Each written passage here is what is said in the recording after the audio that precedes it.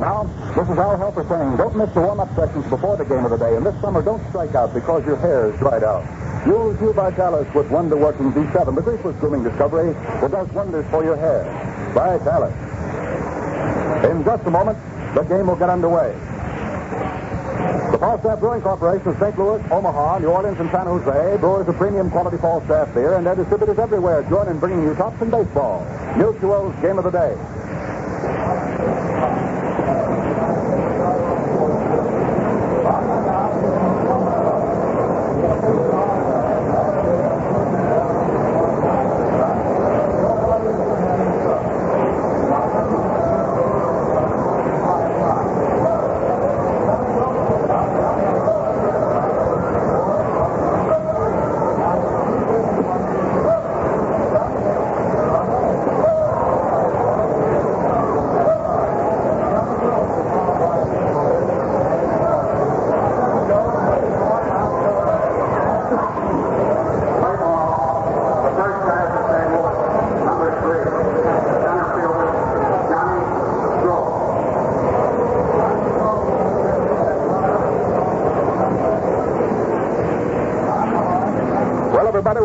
For the ball game here between the 7th place St. Louis Browns in the American League and the battling 3rd place Chicago White Sox. 6.5 games off the pace being set by the New York Yankees. And the first hitter up here for the St. Louis Browns will be Johnny Groth, hitting at 2.51. He's a right-handed batter playing center field for the Brownies under Marty Marion. And the good old sidekick along with me this afternoon, old Pops Gleason. So between the two of us, we'll be trying to dish this one out for you this afternoon from Comiskey Park in Chicago. You'll hear it in just a minute.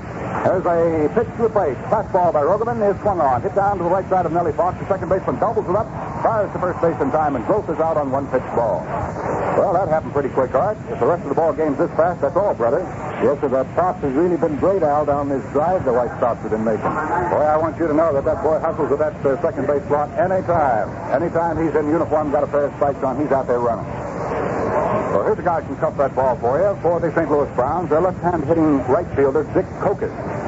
He stands about 3/4 deep in batter's box, opens the stance down toward first base, and Big Stall Rogovan fires a fastball at him and gets it over for a called strike.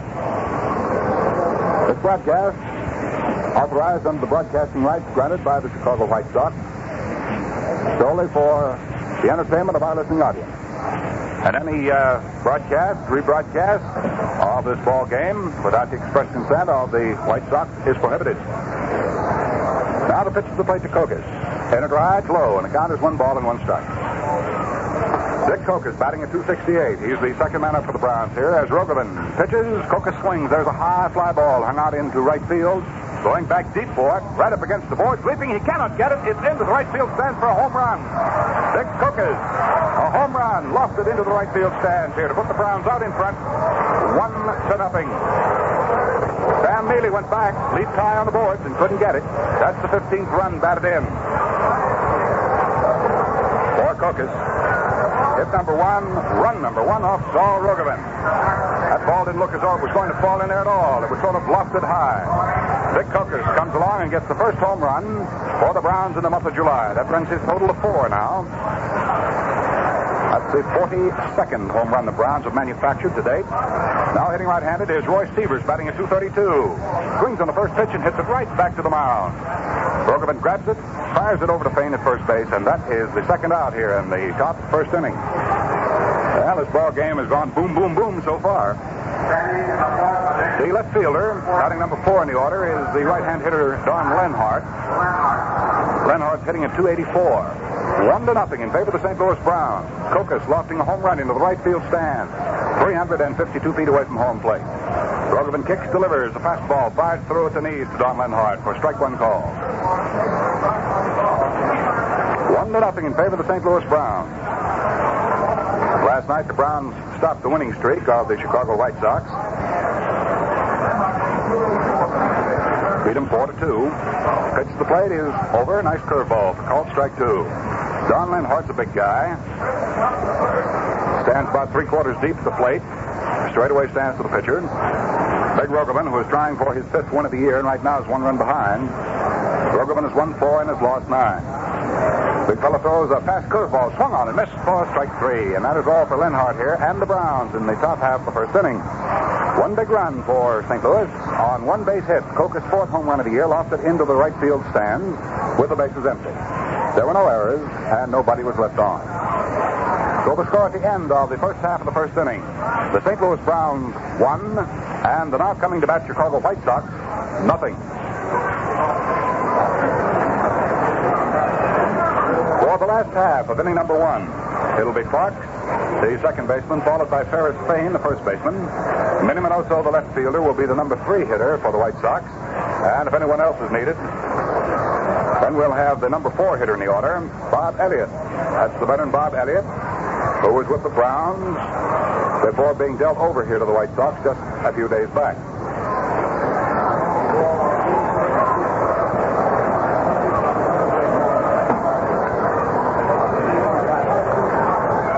Already now on Mutual's game of the day for the last half of the first inning with the Chicago White Sox, the third place ball club in the American League, 6.5 games off the pace, being set for the sliding Yankees. By the way, they're only 5 games out in front of those Cleveland Indians now, and the Yankees last night lost the ball game.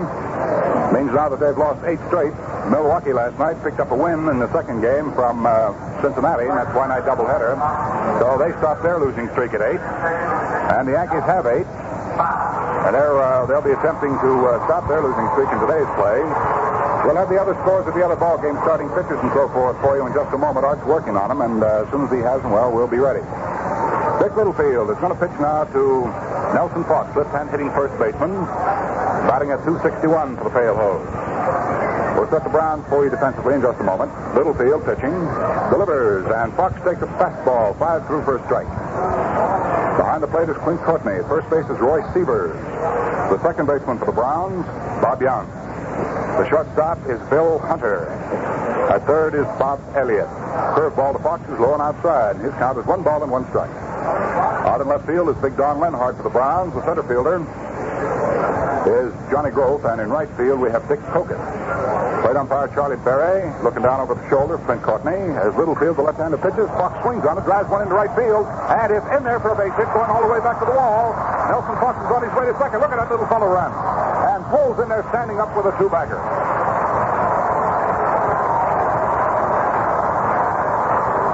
Nelson Fox driving one off the wall in right field for a base hit. So he made a pair of bases on that one, and coming up, hitting left-handed, is Ferris Fain. Fain batting at .270. He was last year's American League batting champion. Art, did you ever see anybody run so fast with little chopping steps as that Fox did just now? He was really churning, wasn't he? Oh, my. He was really picking them up and laying them down. Nelson Fox jumps around like a batty rooster and runs like one. Runs like a scared rabbit. What's Littlefield? That's it. Third to left-hand batting Ferris Fain. High off the face for ball 1. We sure had a fine time down at Fort Worth yesterday at the Cats Ballpark.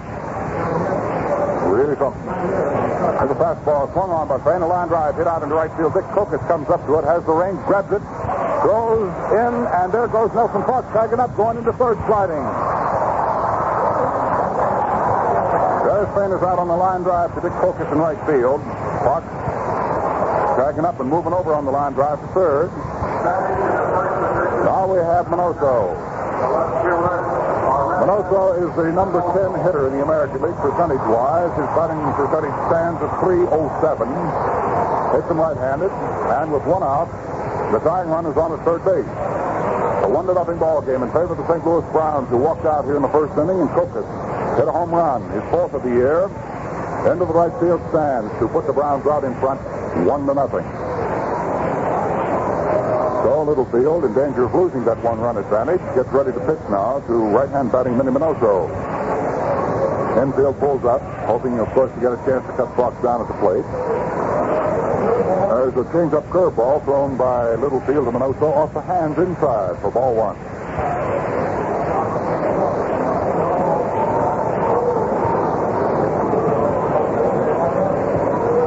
Littlefield works again. Minoso swings on it. There's the bounding ball to second. Young is up with it.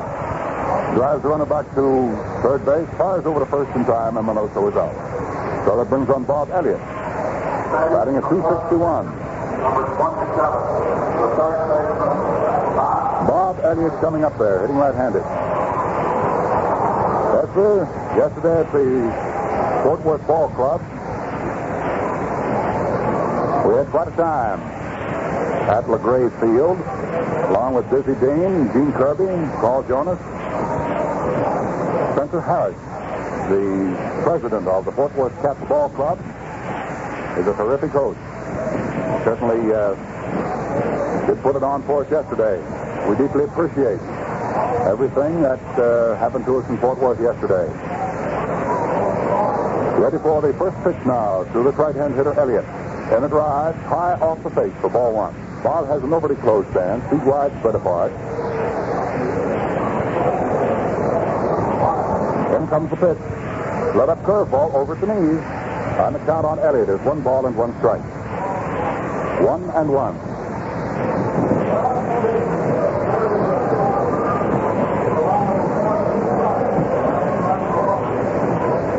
Littlefield gets his runner at third. That's the tying run at third. Fox is on there. Doubled. And then when Payne lined out to right, he took third. He's been there ever since. Curveball swung on by Elliott. There's a hard hit ground ball to shortstop. Hunter's up with it, fires to first base in time, and Littlefield gets out of the inning. So there was a big threat going here in the last half of the first inning, but no score. No runs on that one base hit. 1 man was left. There were no errors. And the score at the end of 1 full inning of play. The Browns won. The home-standing Chicago White Sox, nothing. Well, now, fans, we'd like to take time out for a minute between innings to say a very sincere thanks. Thanks for your friendly words of appreciation for these broadcasts. But, of course, we couldn't bring you this play-by-play without the support of the Falstaff folks. So, if you want to say thanks to them, just ask for Falstaff when it's time for beer. You can't do better. Just like its gold premium label says, it's premium quality beer. The choicest product of the brewer's art.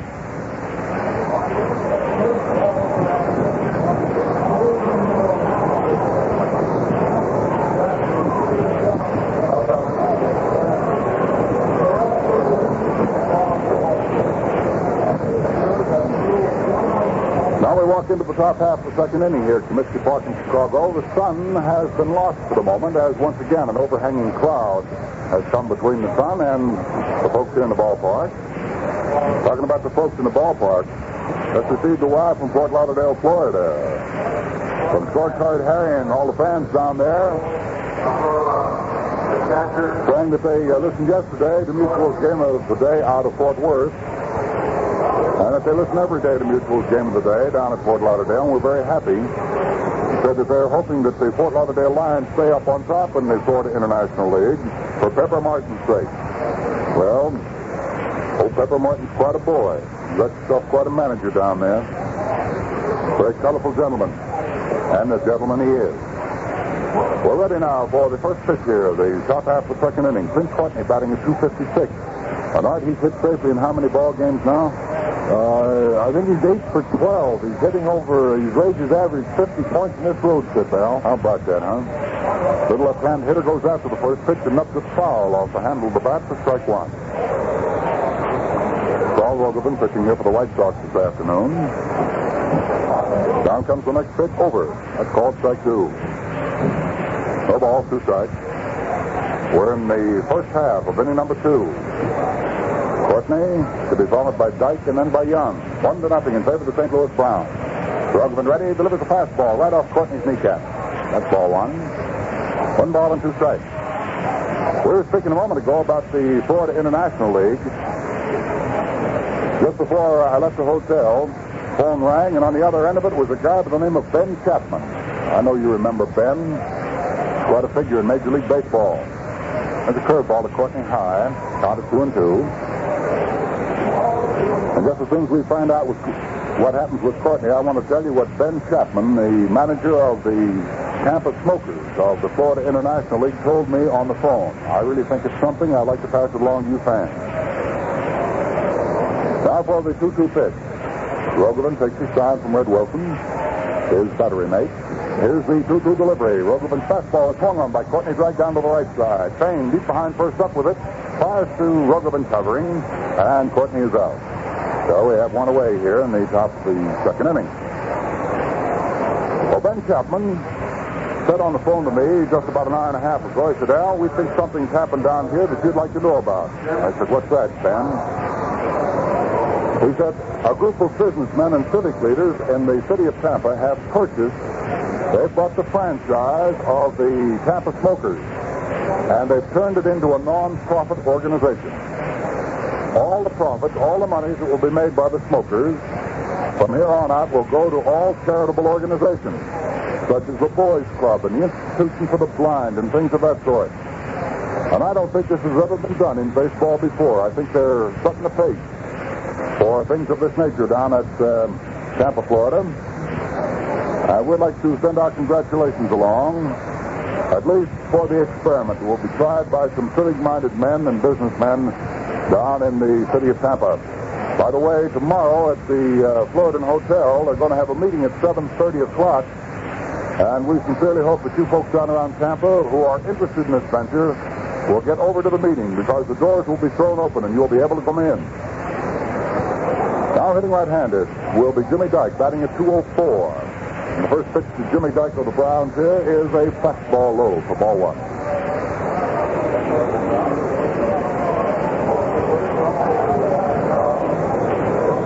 In rides the next pitch over. The count is 1 ball and 1 strike. Jimmy Dyke out for his first at-bat of the day. We're in the second inning, 1 out, nobody on. The Browns at bat and leading in the ball game 1-0. Groveland starts that gangly pumping motion of his. Kicks high, delivers a curveball. Swung on, hit down, sharply to shortstop. Up with it is Marsh.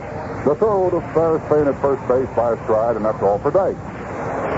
In case you're wondering what happened with Chico Carrasquel, he's not in the lineup this afternoon for the White Sox. Chico's riding the bench with a bad leg. His ankle was twisted rather severely, so he's not in the lineup. So Freddie Marsh is playing for him. Now Bob Young, the second baseman of the Browns, comes up there. He's batting at 264, hitting left-handed. That's where I'm very interested, Art, to find out how they're going to make out with those smokers, turning it into a non-profit organization and strictly for charity. I think that's a magnificent move on the part of the Tampa Ball Club and the Florida International League. Now ready for the first pitch here to Bob Young. Rogovan cuts it loose. It's high across the bridge of the nose for ball one.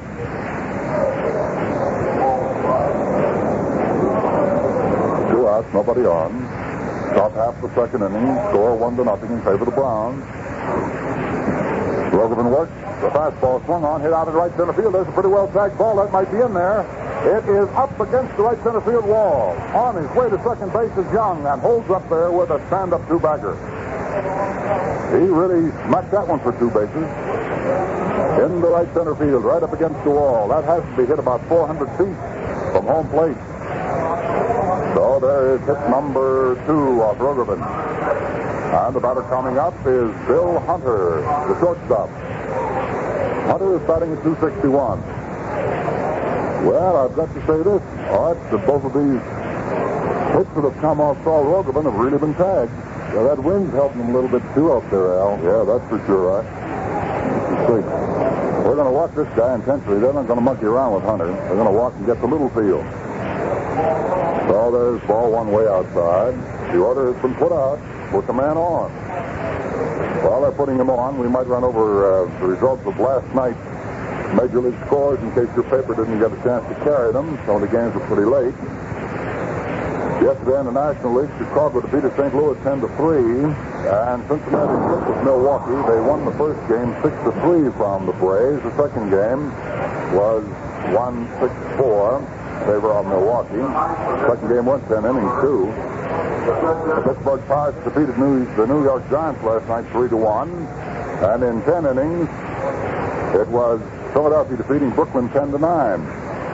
Over in the American League, St. Louis, as we told you, defeated Chicago 4-2. Boston took New York 5-4. And Cleveland beat Detroit 6-4 in a ball game that was called at the end of the 5th inning because of rain. Washington and Porterfield shut out the Philadelphia Athletics last night 3-0 with Porterfield hitting a home run. So that brings us up to date with everything. And as far as the ball scores are concerned, well, as soon as we get an opportunity now, Art will have some scores for us, so we'll cut him loose. batter is on, having been walked intentionally, and Dick Littlefield, hitting left-handed, is up there. Saul Rogovan fires a curveball at him, but just under the knees for ball one. Rogovan is charged with one base on balls. However, it was ordered. 2 down, 2 on here in the top of the second inning. Browns leading 1-0. Rogovan works. A fastball fired in off the pitch, right up against the body. 2 balls, no strikes. That's the count on left-hand batting Dick Littlefield. Marty Marion, the manager of the St. Louis Browns, is running his ball club from the coach's box behind third. And you see right now, putting on all the signs. Looking around, checking him.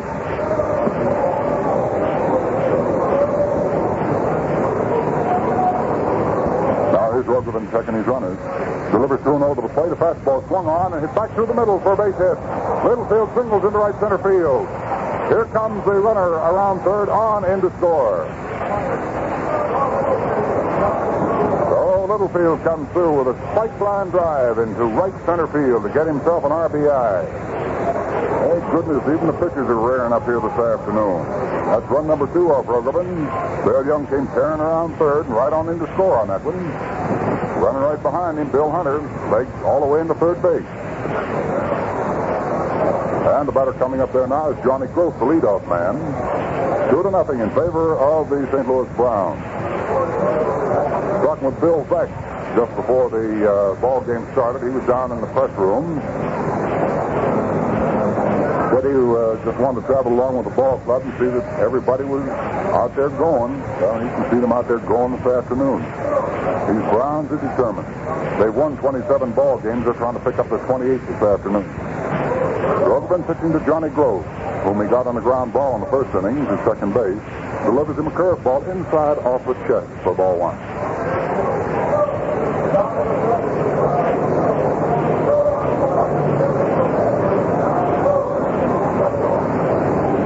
Rogovan in trouble here. Runners at first and third. 1 run is scored. Browns leading 2-0.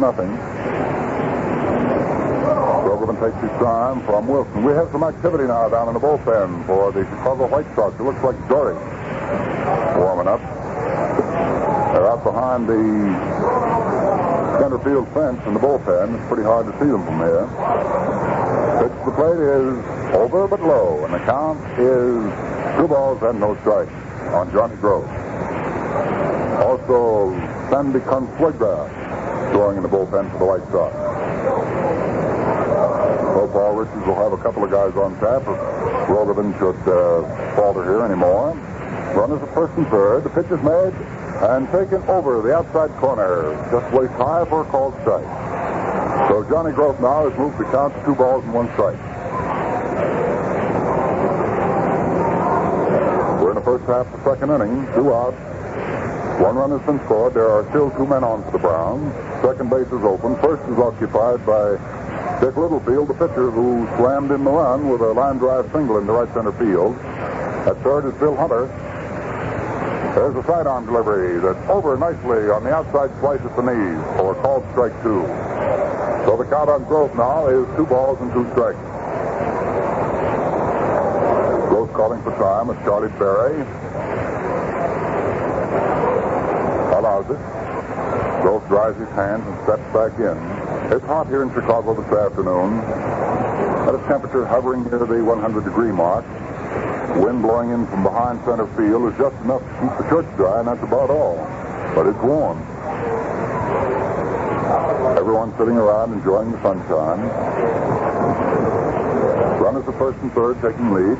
In comes the pitch. It's swung on by Grove. There's a high pop-up going out into short right center field. Nelson Fox, the second baseman, under it. Little fella's got it. There's out number 3. So that's all here in the first half of the second inning, in which the Browns come up with 1 run on 2 base hits. There were no errors, and 2 men were left on. So the score at the end of 1.5 innings of play, Mutual's game of the day from Comiskey Park in Chicago. It's the Browns 2, and the homestanding Chicago White Sox nothing.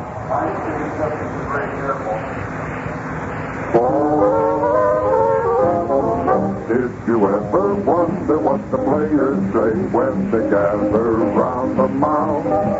Now from all we've heard on the players' word, it's got a real familiar sound. All about Falstaff beer, the right beer, yes, sirree. Falstaff beer is premium quality, choicest product of the brewer's heart. So sing out for Falstaff, sing out for Falstaff, sing out for Falstaff beer.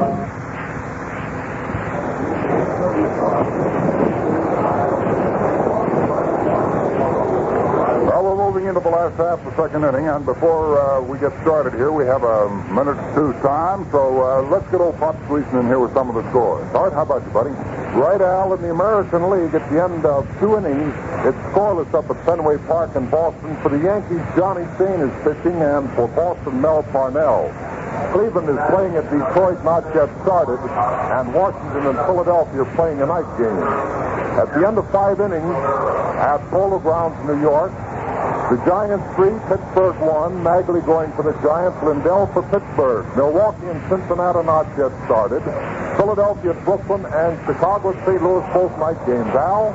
All right, ready to go here with Rivera coming up to the plate. A left-hand hitter swings on the first pitch, hits the line drive into right field. Kokos up to it and tries to drop it. He can't get it. Gets by him. Rivera still running. Dives into third base, and he's there at third base.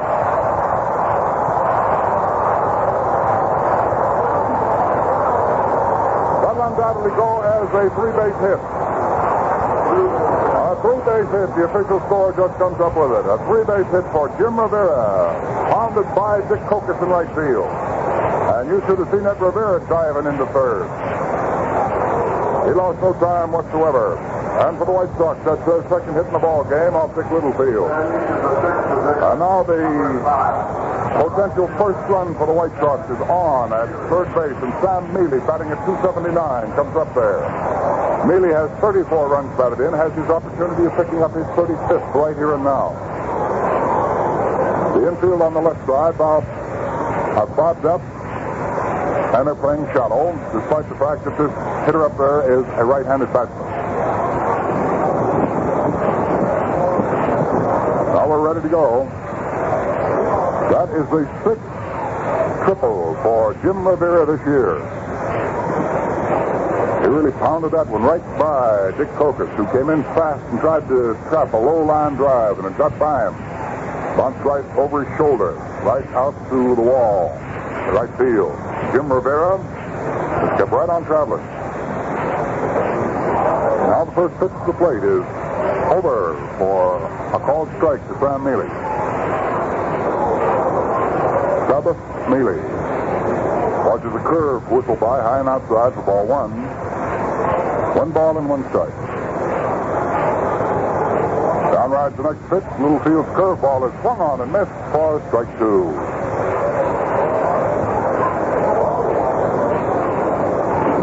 One ball, 2 strikes. Outfield is fanned around the left of Mealy, playing in deep. Sam will hit that long ball for you.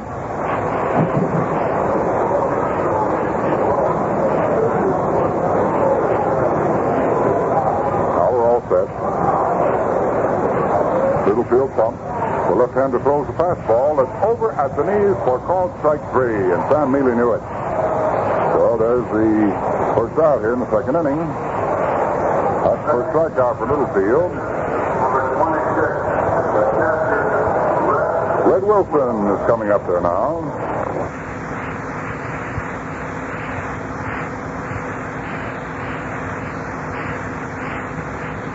Wilson's batting percentage is .272. He has the opportunity of getting the run in from third. The first White Sox run. The score stands 2-0 now in favor of the Browns. Wilson looks around to get a sign of some kind. Always that. Littlefield delivers a slow curveball. Wilson after punches it into right field. Coming up to it is Dick Kokos. Grabs that ball. There's a tag up at third. Rivera's coming in. And he makes a sliding. Score the run. So Red Wilson will get his 5th run batted in. Now a 2-1 ball game in favor of the St. Louis Browns. The batter is Freddie Marsh, hitting at .222, the shortstop for the White Sox this afternoon. 2-1 in favor of the Browns. As Marsh steps up there, hitting right-handed. Freddie Marsh was with the Browns, if you recall. He stands away from the plate and steps into the pitches. Steps into this one, swings on it. There's a high fly ball hung into deep left field. Don Lenhart goes back. The wind's got the ball, but Lenhart stays with it and makes the catch for out number 3. So that's all here for the White Sox, but they get into the run column on 1 base hit. 1 run, 1 base hit. No errors and nobody left on. So the score at the end of 2 full innings of play. The St. Louis Browns 2 and the Chicago White Sox have 1. Well, say, neighbor, here's the simplest recipe for real deep-down pleasure you ever heard. Just take a cold, frosty bottle or can of premium quality Falstaff in your hand. Now, slowly pour that clear golden beer into a glass and let it rise and cap itself with creamy white foam. And finally, taste Falstaff's remarkably smooth, true beer flavor. As easy as that, you've got a perfect glass of beer every time. So be sure to take home a handy pack of 6 bottles or cans of Falstaff, nationally famous for premium quality.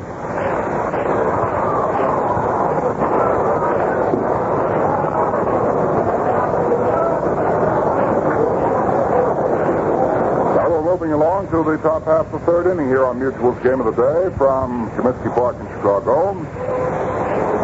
Yes, sir. Our good friends Dizzy Dean and Gene Kirby both getting a well-deserved rest today.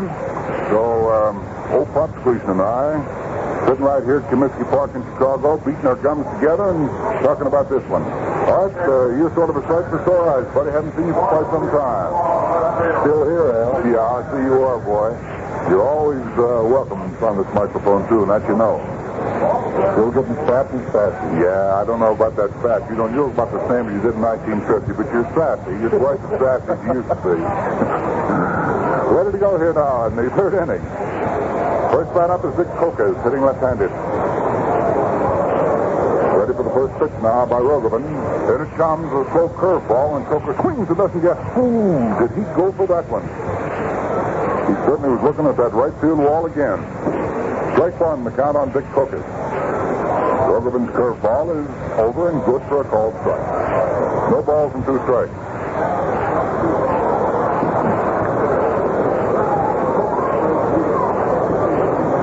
Outfield is stand around the right and playing deep for Kokos.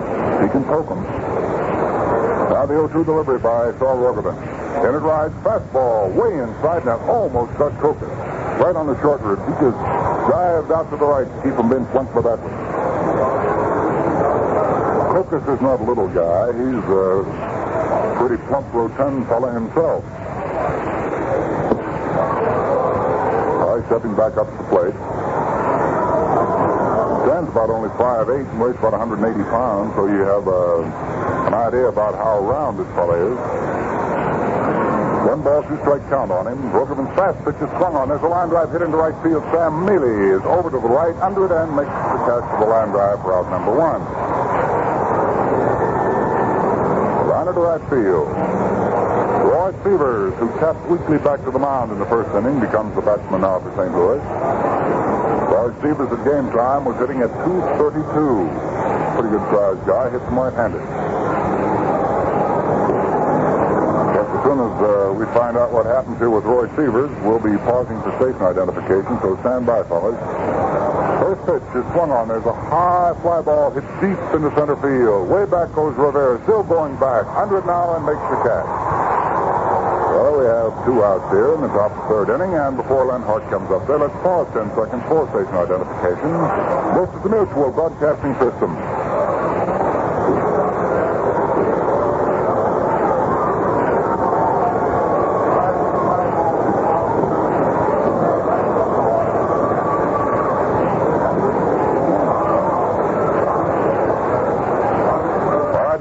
Go with Don Lenhart, hitting right-handed. Don struck out in the 1st inning to retire the side.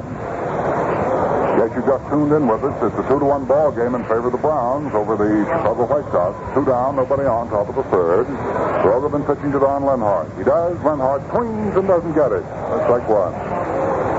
Rogovan coming in there fast with a curveball off the hand. right-hand hitter gets a little farther back from the plate now. Ramsey spikes in good. And then turns around and says to Charlie Berry, "Will you take a look at that ball, buddy?" So Charlie Berry, the plate umpire, asks Rogovan to give it up. He looks at it, fires it right back out to the mound, says to Lenhart, "It's all right."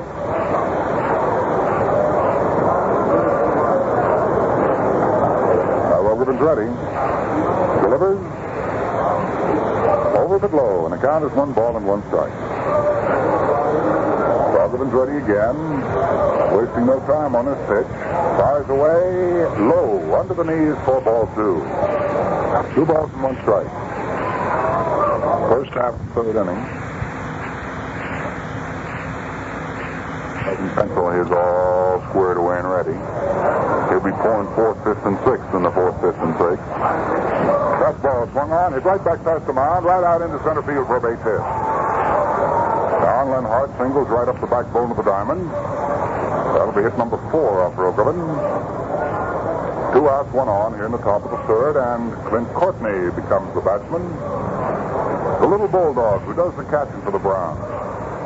2nd inning, spiked the ball well, but hit a grounder where Ferris Spain could handle it deep behind first base, and Rogovan covered in time to take the toss for the putout. Now we have 2 outs and 1 on here in the top of the 3rd inning. The Boston won and New York nothing at the end of 1 inning in the American League.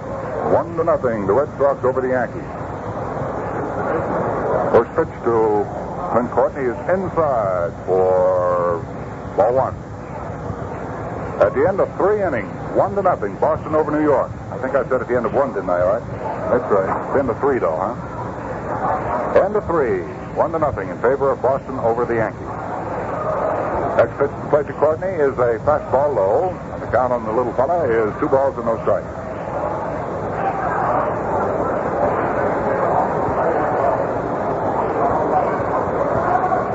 Rogovan gets ready. Looks over at Ferris Spain at first base. Checks his runner. Don Lenhart with 2 away. Delivers. Courtney swings. There's a well-hit ball into right field. Sam Mealy scoots off to his left under it and makes the catch for out number 3. Pretty well-hit ball, and Sam Mealy had it played just right. No runs. 1 base hit here in the 3rd inning for the Browns. There were no errors for the White Sox. 1 Brownie left on. That means they've stranded 3. Now I'm going to bat 3 times.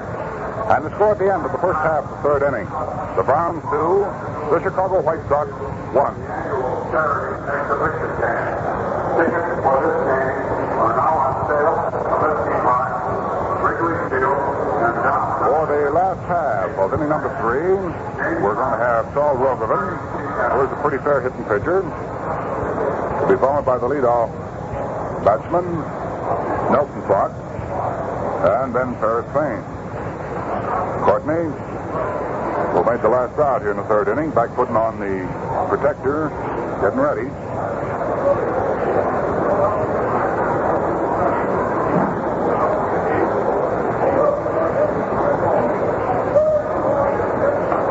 So now we get set for the last half of inning number 3. Courtney has the tools on, has gotten back up there. Dick Littlefield throwing a few warm-up pitches down. And we're moving into the last half of this 3rd inning with Rogovan, Fox, and Fain in that order for the White Sox. Well, the sun's come out again, and it means it'll get even hotter here in Chicago now. The only redeeming feature of this entire city is that it's windy. On a hot summer day, you usually get quite a wind in off the lake, and we've been getting it so far today. And that's the only thing that's kept the town, and particularly the press section here at Comiskey Park, from feeling like a bake oven. But we'll run into these good hot days, and by George, we like it better than that snow that covers the fields and the ground during the wintertime. Now hitting right-handed, Saul Rogovan. Littlefield's first offering is a curve through there for a strike.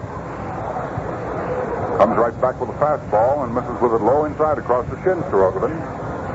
Saul's count, 1 ball, 1 strike. Last half of inning number 3. Mutual's game of the day from Comiskey Park in Chicago. Littlefield's fastball is into the dirt. Courtney can't hold it. 2 balls, 1 strike to count on Rogovan. Tomorrow, the Mutual crew will be moving into Ebbets Field. Tomorrow, I'll be taking a little time off. Diz and Gene will be with you tomorrow from Ebbets Field. At least I guess you and I better go swimming, buddy. Boy, that beach would be nice, huh? I could use it today.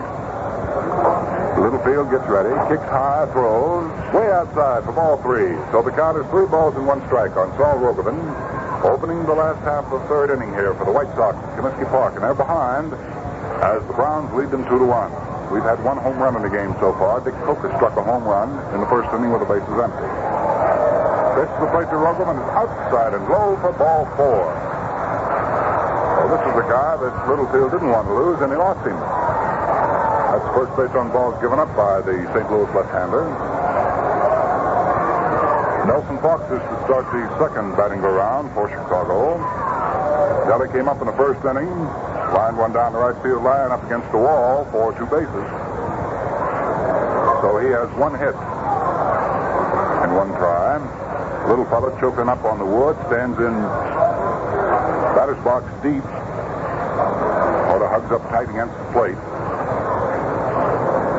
Beats the meat under the bat down on the rubber of home plate, waits for Littlefield to fire away. In comes that pitch, and Fox takes it high for ball 1 right off the shoulder. Bob Elliott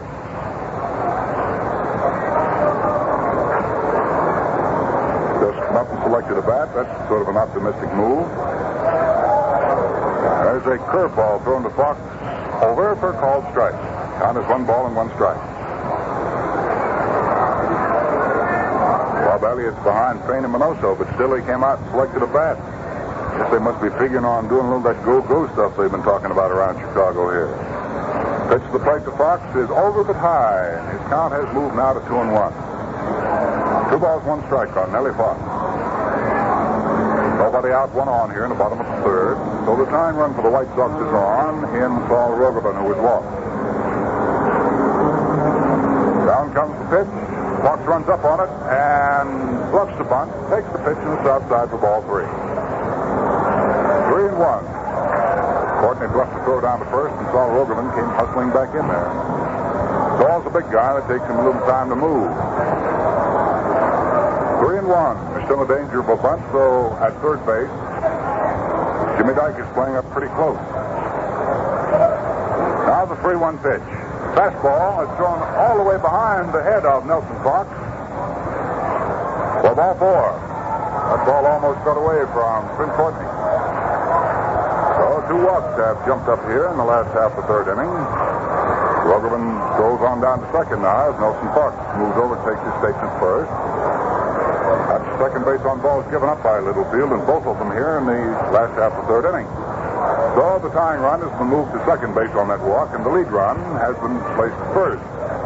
And hitting left-handed is Ferris Fain, who hit a ball well in the first inning, but lined where Dick Kokos could get his hands on it. The infield on the left side is pulled up a couple of steps. The outfield panned around slightly to right, not playing too deep, with the exception of right fielder Dick Kokos. He's back. And the first pitch to plate is swung on by Fain. There's a line drive down the right field line, and it is just foul by a couple of feet. That ball was hit right into the corner. Fain leaned into an inside fastball. Littlefield apparently was trying to break it off Ferris Fain's hands. See down in the bullpen for the St. Louis Browns. Got a left-hander up there going. Little Max Lanier. So Littlefield has trouble brewing here in the last half of the third inning. It's all of his own making. He's walked 2 men and has runners at first and second with nobody out in the last of the third. Ferris Fain up there trying to collect his first base hit of the afternoon. He's 0 for 1. Backing a couple of feet, he had it too. Spiked right into the corner. Kokos didn't have a chance of getting over to get it.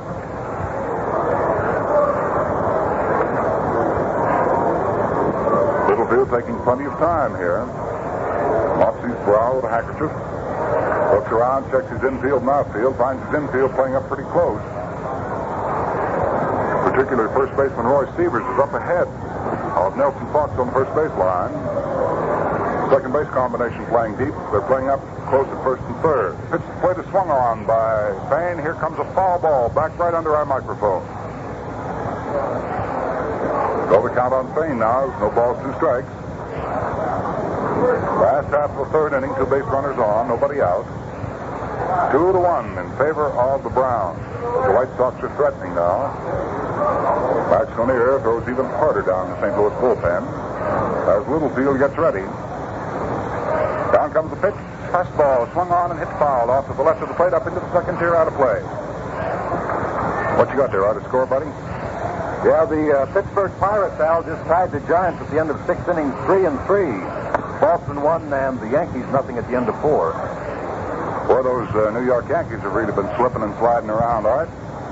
What's that, 8 straight? They've lost 8 straight, and they seem to be on their way to lose their 9th straight. Yeah, against Merrill Parnell, he's a tough customer. Well, I can just see old Casey squirming and fidgeting, and he can squirm and fidget. He's a master at it. Now the 0-2 pitch. Paris Spain stands in, grips the handle of that bat, chokes up on it. Straightaway stands the pitcher. Sal Rogerman steps off at second. Nellie Fox steps away from first, and time is called as Littlefield is taking too much time, and Paris Spain backs away. Ahead. Drying his hands off. Now moves back in, gets a good solid grip on that bat. Littlefield's ready. Throws him a curveball. It stays upstairs right under the chin. 1 ball and 2 strikes. The count on Paris Spain. You can probably hear the wind whipping into our microphones here. It's starting to blow up pretty heavy. Coming right from behind home plate to straightaway center field. That's going to help those fly balls hit out the center field sector. Dick Littlefield pumps, delivers, high for ball 2. 2 balls and 2 strikes.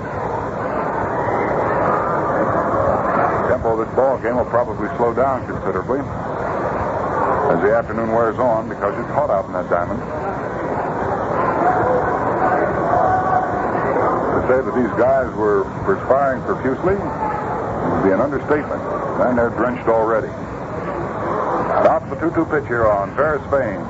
2 on, nobody down, last half of the third inning. Down comes the pitch, there goes the runners. The ball is swung on and lined to the shortstop, who bobbles the ball, picks up, throws to second base for a force out on Nelson Fox, who had to hold up on that play. The throw on to first base was not in time, and Rogerman moved on into third. Well, that was taking quite a chance. Paris Spain lined to the shortstop, Hunter, who bobbled the ball and dropped it net to pick up and throw for the force out at second.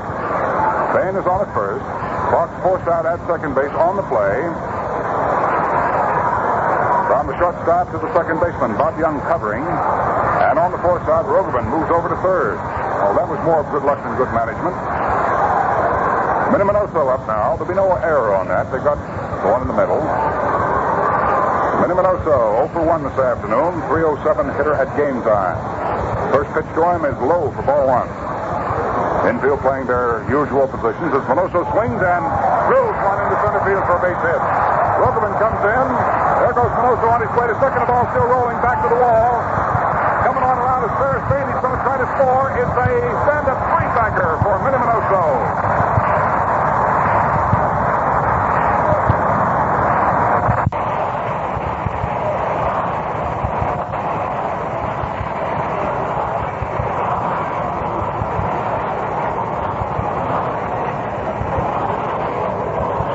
So puts the White Sox ahead here in the last half of the third inning by a 3-2 score as he drives in 2. That gives him 41 runs batted in this year. And off Littlefield, hit number 3, runs 2 and 3. So the complexion of this one has changed almost in the twinkling of an eye. And Marty Marion comes out and says, "Bring me on Max Lanier." So that's going to be all for Littlefield as Max Lanier will relieve him right now. Lanier, Max Lanier, formerly with the St. Louis Cardinals, the New York Giants, and waved out of the league, and now over here with the St. Louis Browns. So Max Lanier will come on to pitch here to Bob Elliott, the third baseman, in the last half of the third inning. So the Chicago White Sox stayed with it and have moved back into the lead in this ball game. I should have said moved into the lead in this ball game. They have never had it. This is the first time they've had the opportunity of saying we're ahead of the Browns. And Max Lanier comes on. As far as Max Lanier is concerned, See what his record is. We'll look that up for you in just a moment. Let's see. 2 1/3 innings has been pitched by Rogovan. Check me on this, will you, Art? 2 1/3 innings. He's given up. I don't mean Rogovan. I mean Littlefield. 2 1/3 innings. He's given up 3 runs, 3 hits, passed 2 and struck out 1. That's right, Al. I almost had Rogovan out of that ball game, man. He'd come up here with a ball bat and be getting me, wouldn't he? Sir, he's got the lead now. He wants to keep it. He's going after his 5th win here this afternoon. He's won 4 and lost 9. So Max Lanier comes on. He'll pitch to Bob Elliott with Minnie Minoso at third base and 1 out. Well, as I said, Art, the complexion has changed, old buddy. Yes, sir, Al. I think that wind's changed a little bit, too. I can get a slight whiff of the stockyards. What do you mean a slight whiff of the stockyards, brother? That's a full blast. Must be doing business over there, sir. I got news for you. It's a bumper crop. Yeah, this Chicago is a great town, Art. The more you're in it, the more you know about it, one way or another. I'm telling you, you've been in Chicago here all summer long, and the biggest end of it, haven't you? Too long. If the Chicago Chamber of Commerce is listening, we're only kidding. Max Lanier, the little left-hander, has come on here for the St. Louis Browns in the last half of the 3rd inning, which the White Sox have wrested the lead from the St. Louis Browns and are now up on top 3-2. And they're striking with their 4th run at third base right now. So Lanier is on.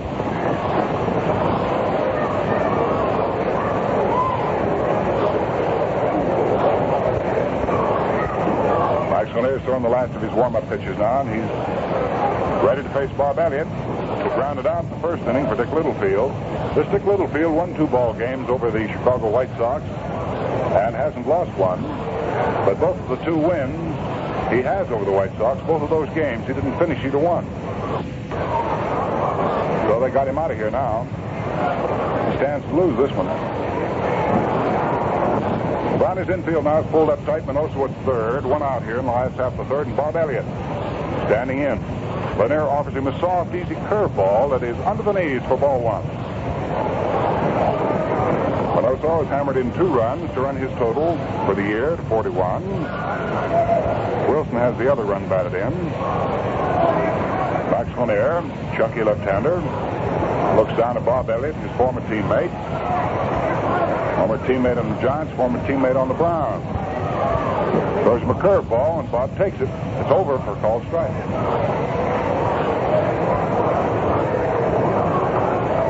1 ball, 1 strike. The Browns and the White Sox. Right here at Comiskey Park this afternoon on Mutual's Game of the Day. Now we're set for the next pitch from Lanier. Here it comes. Fastball. Swung on and hit down to deep shortstop. Up with it is Hunter. Fires to first base, and Elliott is out as the run comes in to score. So Elliott is out of there. I think, unless my old eyes deceive me, that third baseman Jim Dyke had the tip end of his glove on that drive deep shortstop. He dived out there, so we're going to have to say it's a 5 to 6 to 3 put out, I think. But put out it was. Yeah, but we just had verification on the public address system here in the press section. Rivera out there now. Swings on the first pitch, and there's a line drive hit past Johnny Growth into center field. Look at that Rivera go. He's on his way to second. Turns to the left at second. He's moving over to third base now. It's a stand-up three-bagger for Jim Rivera. Well, that hit will come off by Max Lanier. 4-2 in favor of the Chicago White Sox. Rivera just spiked that ball and spiked it well.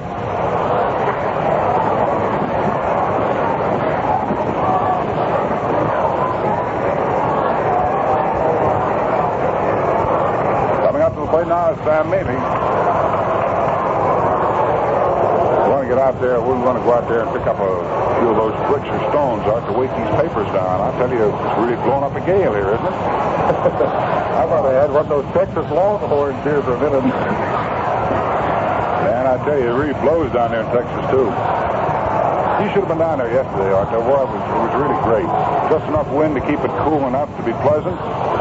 Nice, bright, brilliant sunshine. And when that Cowtown posse came out at that ballpark, look out, boy, that big Star of Texas flag.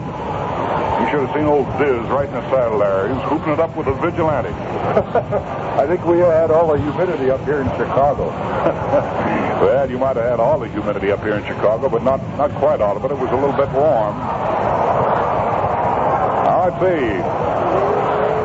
Rivera on third base, and over at first, the first baseman, Roy Stevers, is called for the ball and goes over and steps on first base and appeals to the first base umpire, Stevens, that Rivera did not touch going by first base. And it's going to be allowed. It's going to be allowed. The appeal play is going to be allowed. It took them a long time to do it, but they just this minute did it. Well, there's one for you. So that'll be out. Number 3 on an appeal play. I don't think I've seen an appeal play executed that long after ball had been stopped.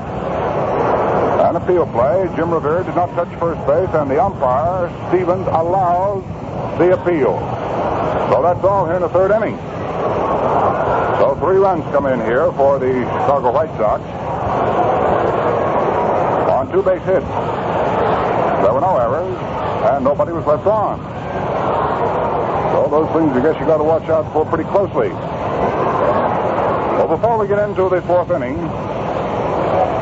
we'd like once again to remind all of our good friends around the country that baseball at its best is being played this year in the minor league.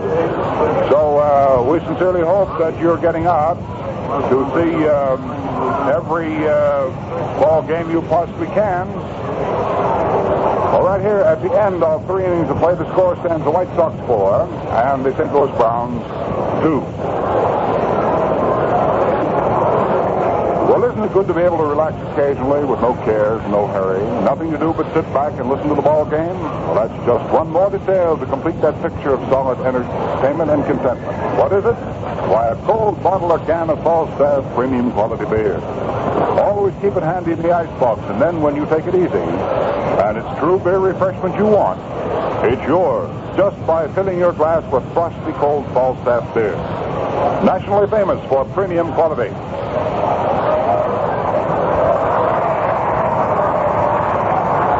Now we're ready for the 4th inning, with Jimmy Dike coming up to the plate as the first batsman in the 4th inning. So let's turn Pop Squeezing loose on 4, 5, and 6. You all ready, Pop? Right, Al. Jimmy Dike bats him right-handed. He's been up once, bounced out to the shortstop. Roggeman ready. Delivers his first pitch, and there's a pop-up going out to short center field. Going back under it, getting under it is Nellie Fox, and that's it for the out. So here in the top of the 4th inning, with the Chicago White Sox leading the St. Louis Browns 4-2, Jimmy Dike hits the first ball pitch for a pop-up to Nellie Fox. And it brings up the left-handed batting Bob Young, who's batting at .264, doubled to center field and scores. The pitch to Young is up high for ball 1.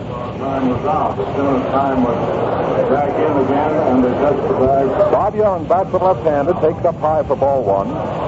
The announcement just came from the official score that time had been called, and the appeal play could not be made until time had been called back in. A called strike on Bobby Young, as the curveball by Roggeman picks up the inside corner, and the count goes to 1-1.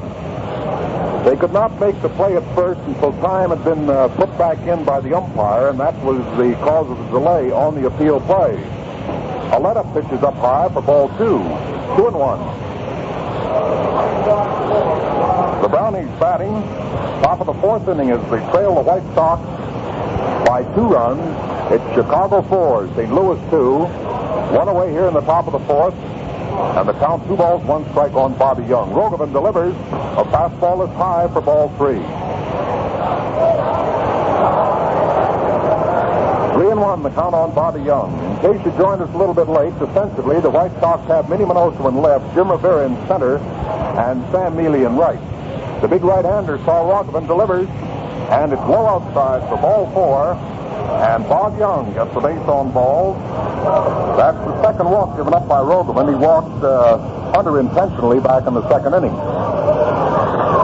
Your infield for the White Sox, Bob Elliott at third, Freddie Marsh playing in the absence of the injured Carrasquel at shortstop, the hustling Nellie Fox at second, the battling Saracen at first, Red Wilson behind the plate, and the big 6'2" right-hander weighing 205 pounds, Saul Roggeman on the mound.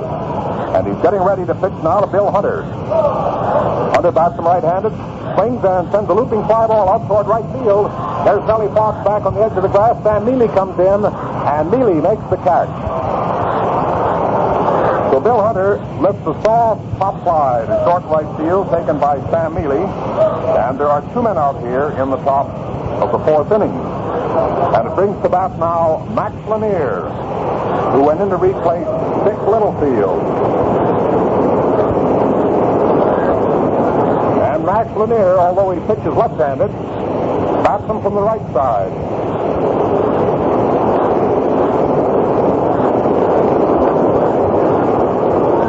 Lanier standing deep in the batter's box, well up toward the plate, up on the handle of the bat a couple of inches. And we have a runner on here in the top of the fourth with two men out. The pitch to Lanier is a curve that breaks outside, ball one. If there's any question about that, Rivera playing, he loses. Rivera, of course, lost a hit on the appeal play as he was out at first base. Had the appeal been made at second, of course, he would have got credit for a single. But a swing and a miss by Max Lanier, and the count is even at 1-1. Jim Rivera is playing Lanier straight away, and the infield is set up straight away for Lanier. Now Roggeman into his stretch, checks his runner, delivers to Lanier, out, called strike over the outside corner, and it's 1-2 strikes. Charlie Berry calling the balls and strikes, Johnny Stevens at first, Jim Duffy calling the plays at second, and the veteran Bill Summers over third. 4-2 the score in favor of Chicago. The pitch is swung on and fouled off the end of the bat, and the count remains 1-2. In case you join us a little bit late, at the end of the first inning, the Cleveland Indians lead Detroit 2-0. At the end of 5 innings, Boston leads the Yankees 1-0. At the end of 7 innings, it's tied up Pittsburgh 3, the Giants 3. And at the end of the first inning, Milwaukee 2, Cincinnati 0. Everything else in the majors going tonight. Here's the 1-2 delivery, and it's swung on. A ground ball hit out to shortstop. Up of the ball is Freddie Marsh, puts the force on Bob Young as he tosses to Nellie Fox, and the side is retired. Max Lanier rounds into a fourth play. Freddie Marsh to Nellie Fox for the force on Bob Young to retire the side. And for the St. Louis Browns in the top half of the fourth inning, there were no runs, no hits, no errors. One man was left on. And at the end of the first half of the fourth inning, the score remains the Chicago White Sox 4 and the St. Louis Browns 2.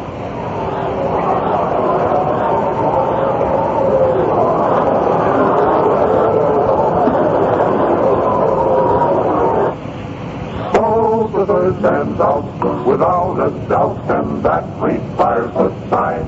But according to the catcher, here's what the umpire cried: "Time out, balls!" Smooth and golden mellow brew, that's real enjoyment through and through. Taste it once, and once you do, you'll sing out for Falstaff, sing out for Falstaff, sing out for Falstaff beer.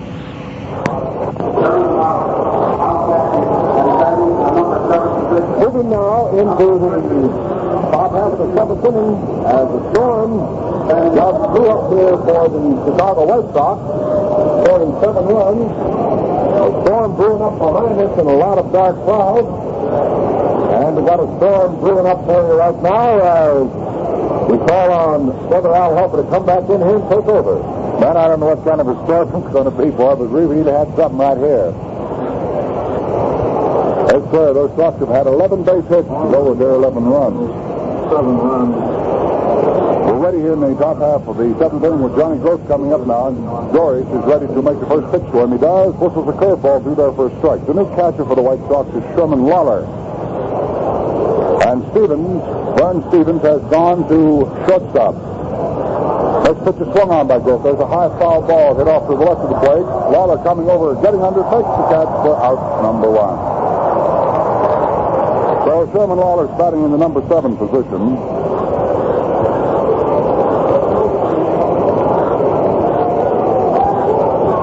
Sherman Lawler doing the White Sox catching here in the 7th inning. Stevens is at shortstop. That's Vern Stevens.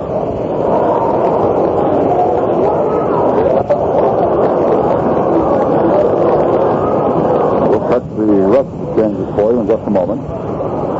Boy, that crowd behind us is really dark. Here's Dick Kokos with 1 hit and 3 tries. Joyce fires fastball with left-handed batting Kokos and misses with it outside for ball 1. 3 runs on 7 hits for St. Louis. Has committed no errors. Has stranded 6 men on so far. Kokos swings on the next pitch. It's a high fly ball out into left field. Minoso coming on for it. Makes the catch for out number 2. So we have 2 up and 2 down here in the top of the 7th inning. That brings on Roy Sievers, the first baseman.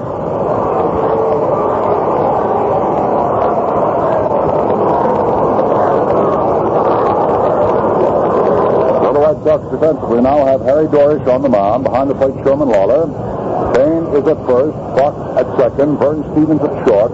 Bob Elliott at third. The outfield remains the same. First pitch to right-hand hitting Roy Sievers is swung on a miss for strike 1. All of these runs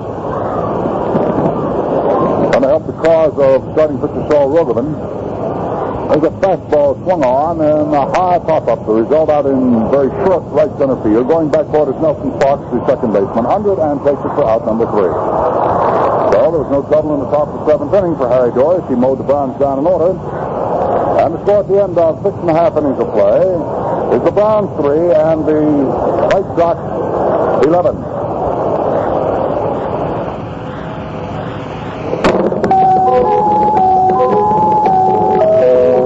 Old Fred, direct, it's the 7th inning step. Puts the stretch a little bit, so relaxing you'll admit. First of all is clean. Refreshment time is here, so we sing out a fall staff. Smooth and golden mellow brew. Sing out a fall staff. Premium quality through and through. Sing out a fall staff. Yeah.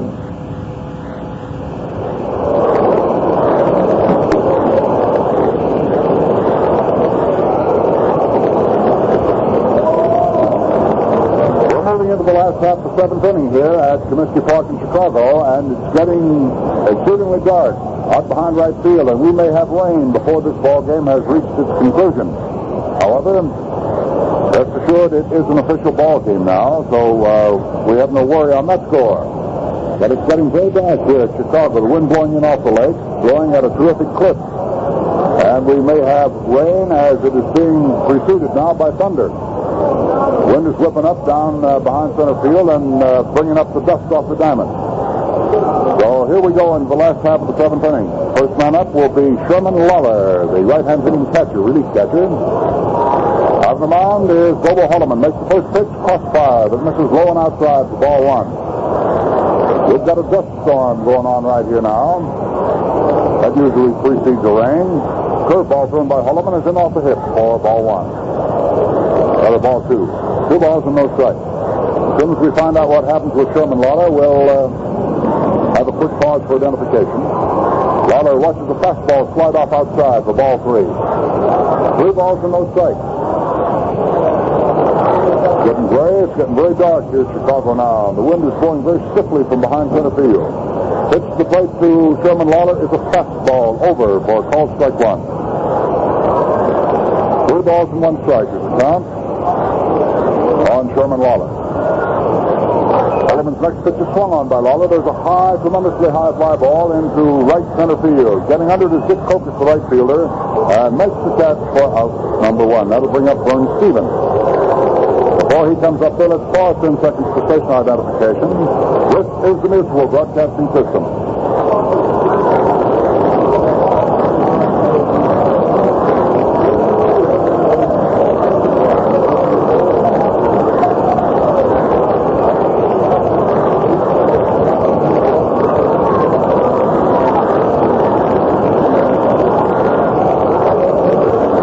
Left-handed now for the Chicago White Sox with one out, nobody on in the last half of the seventh inning. Vaughn Stevens. He's been used in a utility role here for the White Sox. Swings on the pitch and doesn't get it. Double Holloman rears back, fires again. Stevens backs off, takes the curve on the corner for a called strike. Holloman ready again. Wasting no time. Delivery. Strike three swinging. So that's all for Vern Stevens. Goes quickly out of there, and Holloman hangs up his first strikeout the afternoon. Coming on now is Harry Dory, the White Sox relief pitcher. He came on, if you recall, in the sixth inning. Came on to pitch to Hunter. So he pitched two-thirds of the sixth inning. First pitch is swung on by Dory. There's a line drive hit into left field. It's in there for a base hit. So Dory is on. Down, Dory shot with a rifle shot in the left. That off Holloman is hit number 2.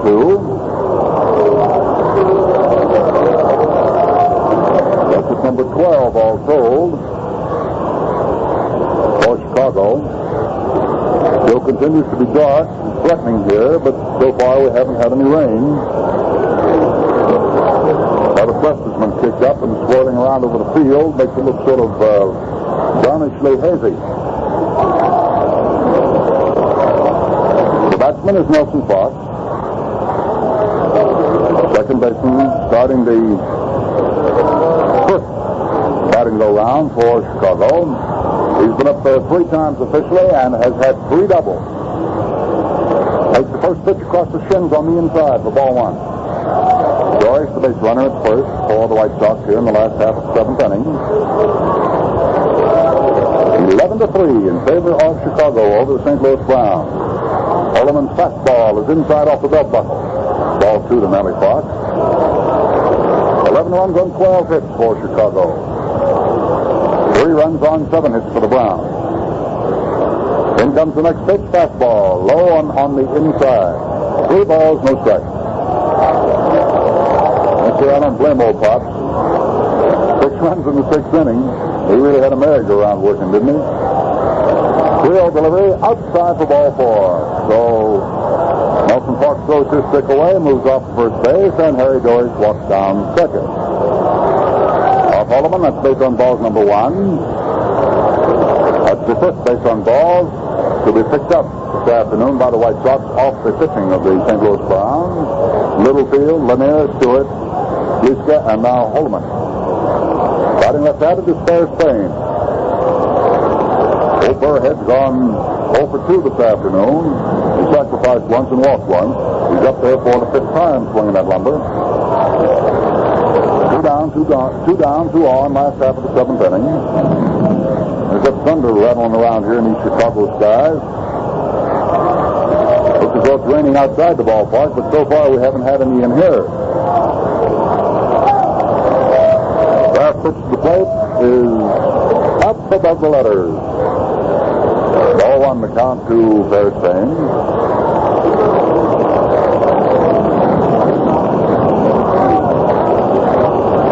Holloman ready, delivers 1-0, fastball over at the knees. Count is 1 ball and 1 strike on Spain.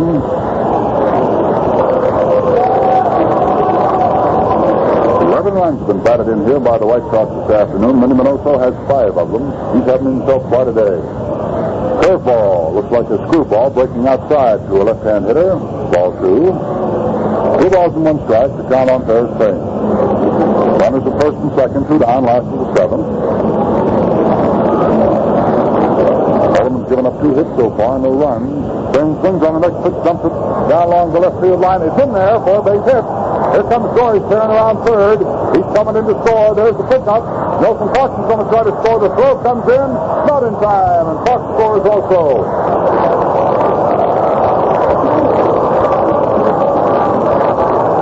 Dolphine drops one down the left field line. We're batting a pair. That shoots the Chicago total up to 13.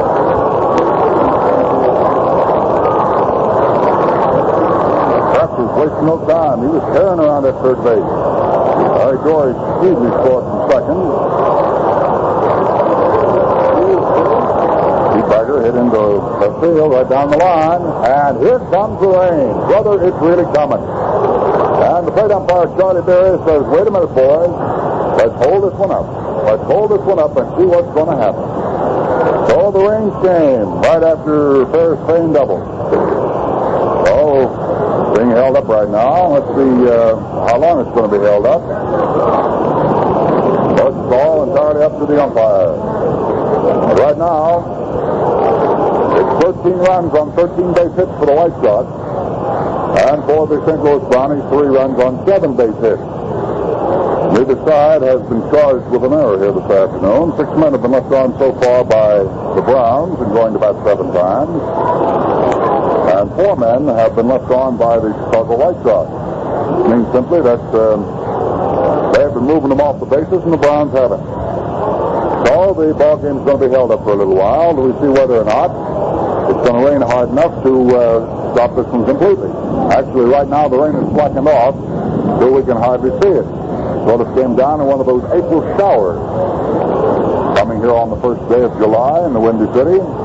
I wouldn't be a bit surprised if we might get this one started right back again. Up here comes Charlie Berry out. As long as that was just a little flush of a shower, let's get back at it, huh? So we're very thankful that we're continue here because, after all, got a plane to catch to New York tonight.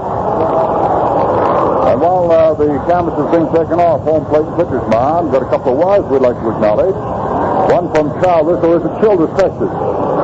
From Nell Carter, asking this question: on an appeal play, is the hit allowed?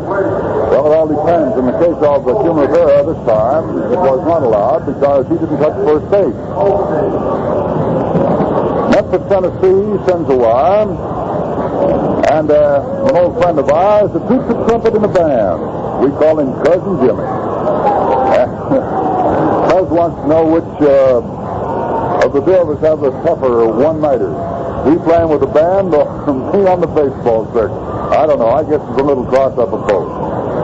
From Hot Springs, Arkansas, a very fine wife from Eddie Honeck to tell us that tomorrow is going to be Hal Martin night in Hot Springs, and the fans are presenting him with a set of golf clubs. Hal is the leading home run hitter of the Cotton States League with 28. We've said it right up to the minute. And I wish him all the good luck in the world and hope the fans get out and have a look at what's going to go on. Also from Sydney, Montana, Ray Whiting tells us that Roger Blodgett, 16-year-old fella, pitched a no-hit, no-run game as Sydney, Montana Junior Legion team defeated minus North Dakota Junior Legion 3-0 on the 25th. Struck out 13 batters and has won 2 and lost 1.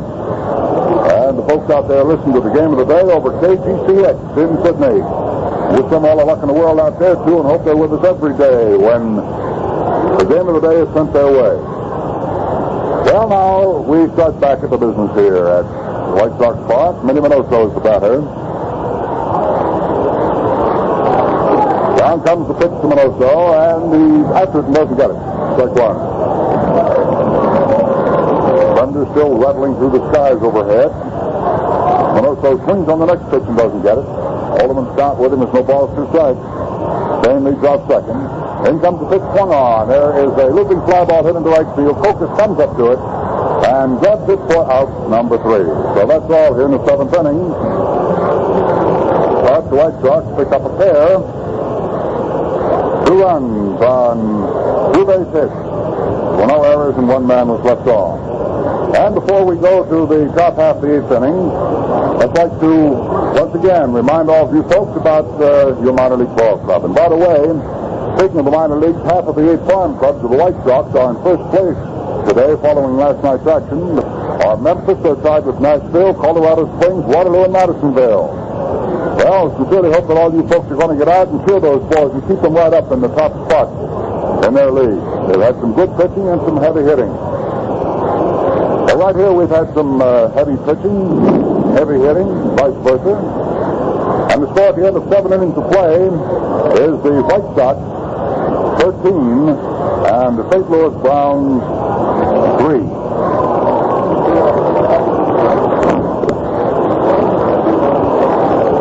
We've got a chore to do around the house that you've been putting off.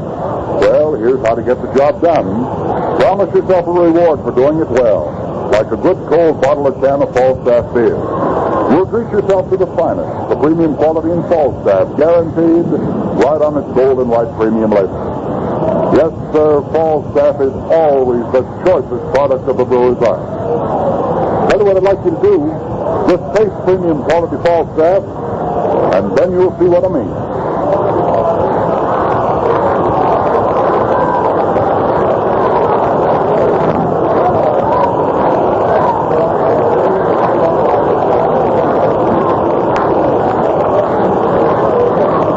Well, as we start to get ready here for the 8th inning, lo and behold, the rains come down again, and Charlie Berry says, boys, we're going to have to hold it up for another few minutes. But at least we've got 7 full complete innings in, and we have a 13-3 ball game in favor of the Chicago White Sox.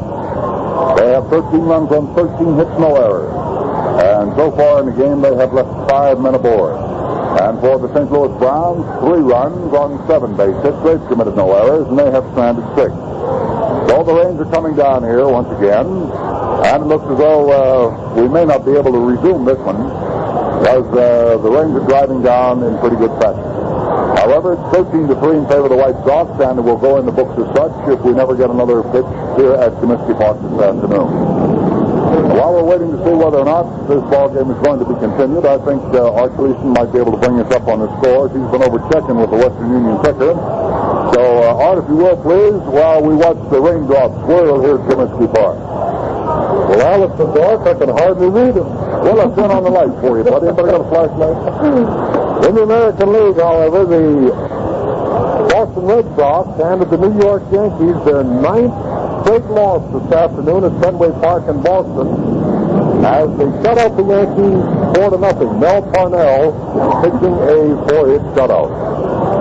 After in the 5.5 innings, Detroit leads the Cleveland Indians 3-2. Jimmy Guinea pitching for the Tigers, and Bob Lemon pitching for Cleveland. Sounded like you just hit a couple out there to right field, that Thunder. Yeah, buddy, I got news for you. Listen to that one.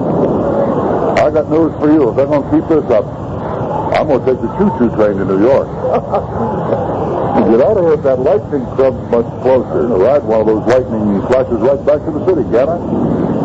Well, we'll continue with the scores. Detroit leads Cleveland 3-2 at the end of 5.5. Al Rosen hit his 18th homer in the first with 1 on. Washington and Philadelphia are playing tonight. In the National League, in 11 innings, the Pittsburgh Pirates defeated the New York Giants 5-3. Listen to that thunder. For the Pittsburgh Pirates, 5 runs, 8 hits, no errors, and for New York, 3 runs, 8 hits, and 3 errors.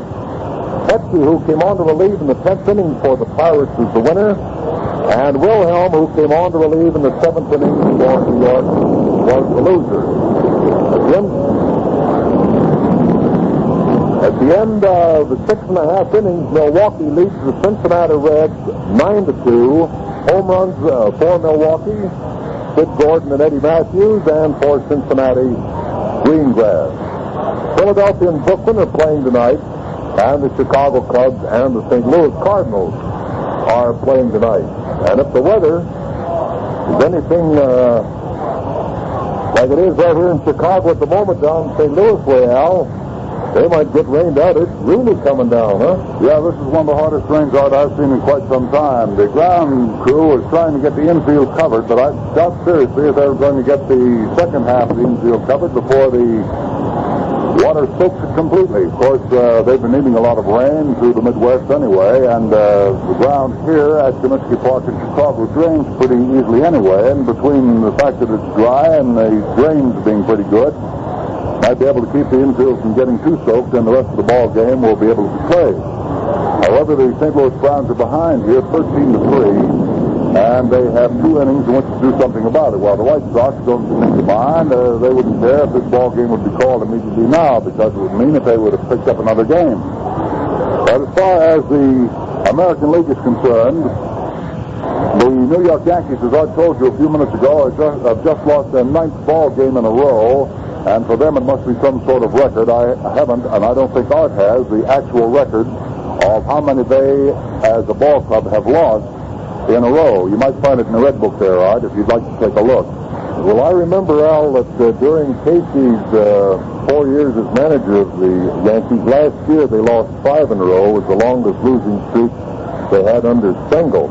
As I recall, while they were having that losing streak, it goes way back into the 20s that the Yankees have lost that many. I'll try and see if I can find it in that Red Book. Yeah, I think maybe the American League Red Book might give you that, the longest losing streak for the New York Yankees, but 9 certainly is, if not tops, very close to tops for the New York Yankees. 9 in a row, as this afternoon the Boston Red Sox behind Mel Parnell, as Art told you, shut out the New York Yankees on a 4-0 count.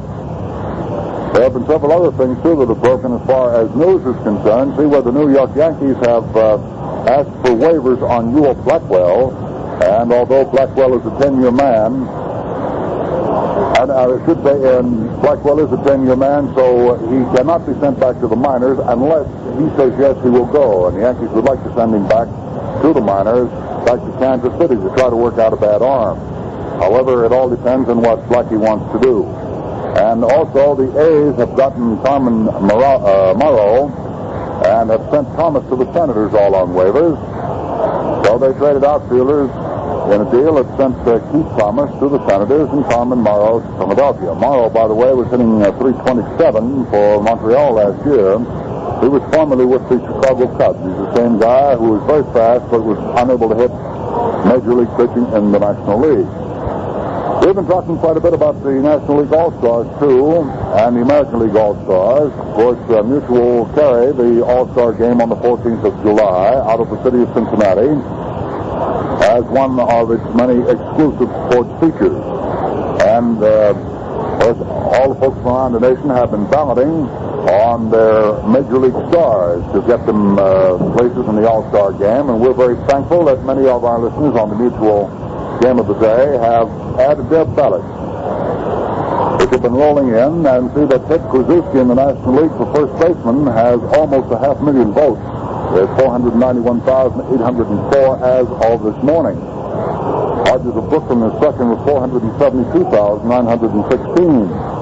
The second base position in the National League is being led by Red Schoendienst with 503,421. Ryan of Philadelphia is second, with Williams of New York third. As far as the third basemen are concerned, the young sophomore Eddie Matthews of Milwaukee leads with 498,628. And at shortstop, Pee Wee Reese leads Granny Hamner by 12,000 votes. Reese has 482,982, and Hamner 470,615. For the left field position, Stan Musial has moved into the lead again over Ralph Kiner. Stan Musial 497,272 as to Ralph Kiner's 483,166. In center field, Richie Ashburn of Philadelphia leads by a slight margin over Duke Snyder of Brooklyn. Ashburn has 486,201, and Snyder leads for the center field post. Snyder's in second place with 477,595. For right field, Hank Sauer of Chicago has drawn 478,356 to lead over Enos Slaughter of St. Louis, who has 461,773. For the catchers, Campanella of Brooklyn is leading over Crandall and Wright. For Campanella, 492,182, and for Crandall of Milwaukee, 448,616. Now that's your National League leading in the poll for the All-Star game. Well, the rain is still coming down here and coming down hard, so we're going to have to still hold this ball game up a while to see whether or not they're going to be able to get it in.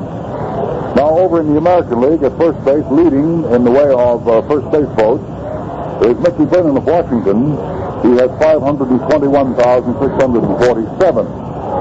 At the second base position, Billy Goodman of Boston leading with 469,358 over Nelson Fox of Chicago in second place.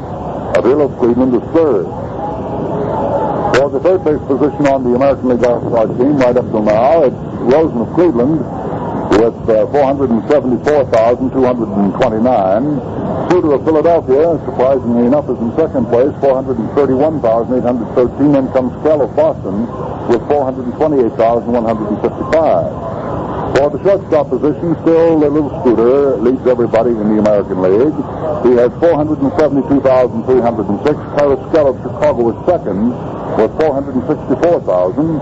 And then it drops way down to Keene of Detroit with 273,000. So it looks as though it'll be a fight between Rizzuto and Carrasquillo for the starting position on the American League All-Star team. In left field, Gus Gurnio of Philadelphia is leading with 483,511. Minoso of Chicago second with 442,704. For the center field position, Mickey Mantle of the New York Yankees leads with 529,887. And then Busby of Washington is in second with 335,000. So Mickey Mantle has quite a lead for the center field spot in the American League All-Star poll. In right field, Hank Bauer of the New York Yankees leads with 481,548.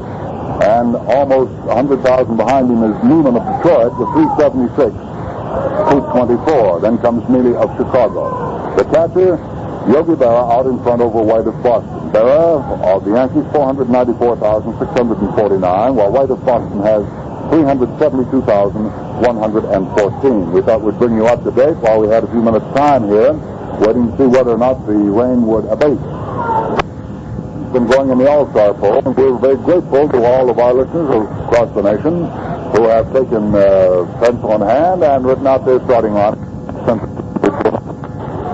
So our poll is closed now, and we're waiting for the final tabulations on just who the men will be playing in the All-Star game this year. As far as the standings of these two ball clubs are concerned, these two leagues are concerned, in the National League, Brooklyn is still out in front by 1/2 game over the Milwaukee Ball Club, but that's on the losing side. Both teams have won a total of 42 games. Brooklyn has lost 26, and Milwaukee has lost 27. So there are only 9 percentage points separating Brooklyn and Milwaukee in the National League. And that's going to make for an even tighter race, as St. Louis in third place is only 2 1/2 games off the pace. They've won 40 and lost 29. Philadelphia comes in fourth place then, 3 games off the pace with a 37-27 affair for a percentage of 578. And then comes the 5th place New York Giants. They're 7 1/2 games behind, followed by Cincinnati in 6th place, 12 games behind. The Chicago Cubs in 7th are 18 games behind, and Pittsburgh bringing up the rear with 20 1/2 games behind. In the American League, the New York Yankees, who slid down another one here this afternoon, and Cleveland, who has their ball game to go yet. They're 5 games behind right now. The New York Yankees, having lost their ball game to Boston, find themselves only 4 1/2 games out in front, and should Cleveland win the ball game, then Cleveland, who right now are behind Detroit 4-2 at the end of 7 innings, if Cleveland should pick up and win that one, they'll find themselves only 4 games behind. Chicago is in 3rd place, and the White Sox are 6 1/2 games off the pace, and if they should win this one today, New York having lost theirs, they'll go to 5 1/2 games behind, while the Boston Red Sox, who tagged the New York Yankees, have picked up an entire game on the New York Yankees and are only now 9 1/2 games behind in 4th place in the American League. Washington follows then in number 5 position, 13 games behind. Philadelphia in 6th are 16 games behind, and St. Louis in 7th, 22 games behind. Detroit in 8th are 27 games off the pace.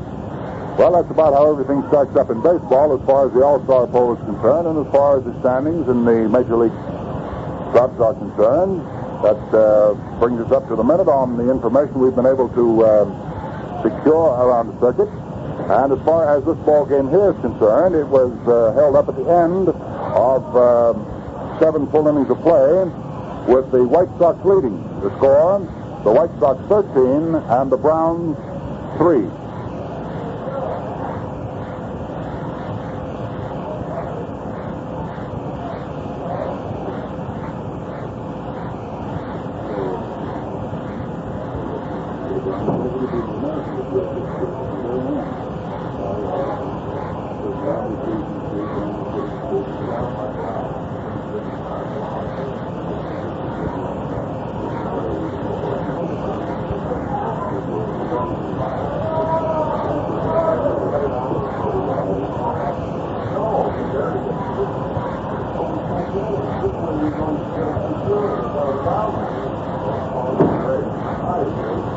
Well, right back here at Comiskey Park in Chicago, the rains have let up considerably, And we're waiting to see whether or not the umpires are going to have the boys back out there on the playing field. They were able, that is, the groundskeepers were able to get one half of the infield covered, and weren't able to get the other half covered. So around first base and the second base position, we find considerable water and a lot of puddles.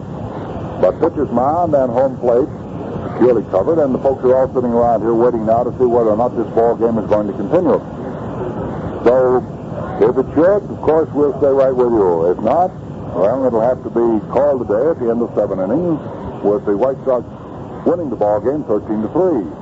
But that's on a lap of the guards, and also the man upstairs who turns on the spigot and sends down the rain.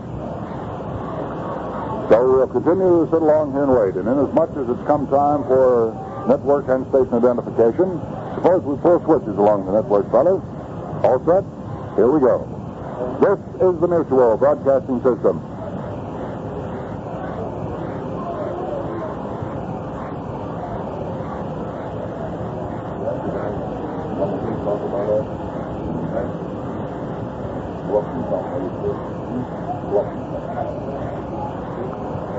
Right back here to Comiskey Park in Chicago now, and we were saying a few minutes ago that 9 losses by the New York Yankees must for them set some sort of a record. Well, we've been looking through the books, and we haven't been able to find any tabulation of it. But Art Gleason's still looking through the books, and he's been looking for the longest losing streak in the American and National Leagues, and I think he's come up with it. So, Art, how about you coming on in here and telling the folks about what you found out? Well, Al, they're a long ways from the most consecutive games lost. The record is 26, which is set by Louisville on May the 22nd of 1889. Then in 1899, Cleveland, who at that time was in the National League, they lost 24 in a row. And the modern record, of course, is 20 games lost by Boston in the American League in 1906. Philadelphia in the American League, July 21st to August the 8th of 1916. And Philadelphia again lost 20, August the 7th, August the 24th of 1943. So the Yankees, we don't have just how many they lost, but I believe, Al, it was during the year of 1925 under Miller Huggins when they finished in 7th place that they had their greatest loss of consecutive games. But just what the number is, I don't recall. I do recall back in 1950, though, we had a lot of weather just like we're having here at Comiskey Park today down at Griffith Stadium in Washington. Remember those days? Oh, yeah, I can remember those very well, Art. They used to hold up the ball games, and we'd look up to the sky and say, well, let's see, will it get over or won't it get over? Then we'd take a look at the clock and say, well, we might as well cancel out on yonder airplane because I don't think we're going to make it. And just about the same situation has happened here this afternoon, Art. Although the rain has let up considerably, it's still coming down here. I doubt very much if they'll decide to go ahead and continue this one. That infield on the right side is pretty well caked with mud now, and we have some patches of water down there. But it all depends on what the groundskeepers are going to be able to do here. If they can possibly continue this ball game, they will, because the Browns have, of course, an opportunity to do something in the ball game, despite the fact they have only 2 innings left to them. Still, I've known ball clubs to make a lot of runs in 1 inning, and by making a lot of runs in 1 inning, they're by winning a game. So, after all, they've got a total of 6 outs remaining to them. And if this ball game continues, they have the opportunity always of coming up and closing the gap, picking up the 10 runs to tie the game, and maybe the one that'll win it out. And I know you were talking before the game with some of the White Sox officials, and some of the information I did give out about the White Sox Farm Club bleeding, but I know you have some other information that will interest the fans around the country, particularly those who follow the White Sox and follow the ventures of the White Sox Farm Club. So, Art, how about you give them forth with that information, buddy? Well, Al, coming in here to Comiskey Park, it's always a pleasure indeed to get a hold of John Rigney, the great pitcher of the Chicago White Sox in years gone by, who now has charge of the farm system, and kind of buzz along with him on how all those young kids are doing down there in the farm. You go into his office here at Comiskey Park, and he's got a big blackboard down there. He's got every one of them numbered. I think they have something like 76 in the armed forces at the present time. But I know one fellow that he's very high on, and that's that Bill Wilson who was with him this spring. Bill got off to a very bad start during spring training with the Chicago White Sox. But they sent him down to Memphis on option, and the big outfielder, since he's joined the Memphis club, has hit 14 home runs, has batted in 42 runs, and is hitting 348 for manager Lou Kapling. Following tonight's game at Hutchinson, the Topeka Owls, the White Sox affiliate in the Western Association, return home to play host to the Joplin in a 4-game series. Link Norris Owls are currently in second place. So, how about you fans around Topeka kind of getting out there and help old Link and the Owls get up in the first place? I'd like to see all you fans get out and see as many of the minor league games as you possibly can. Heavy hitting has featured Madisonville drive to the top spot in the Kitty League. The Miners who are at home tonight and tomorrow night with Paducah, providing the opposition, also lead the Kitty League in team batting with a mark of 291, which is a very good team average. And the team is fielding for an average of 949. Weeping Willie McPhail's Colorado Springs Sky Sox has just opened a long homestand which will run through July the 9th and find Lincoln, Sioux City, and Omaha invading Colorado Springs. Al, where do they get that name of Weeping Willie McPhail out there at Colorado Springs? Well, I don't know, but I wouldn't call him Weeping Willie McPhail because the next time he saw me, he's obviously coming after me with a ball bat and his own spikes. Well, I think to get that name down in this farm office here at Comiskey Park because I think McPhail's always weeping for more help and more ball players. Well, that's probably true. They tag some of the doggonest names on ball players and baseball officials you ever saw in your life. But it's all done in a lot of fun, and I think it's always accepted as such. Well, everybody, talking about weeping, it's really raining here yet in Chicago, and a lot of the Browns have gone across the diamond out to the chute, which leads to the showers. So if that's any indication, well, it could or could not be.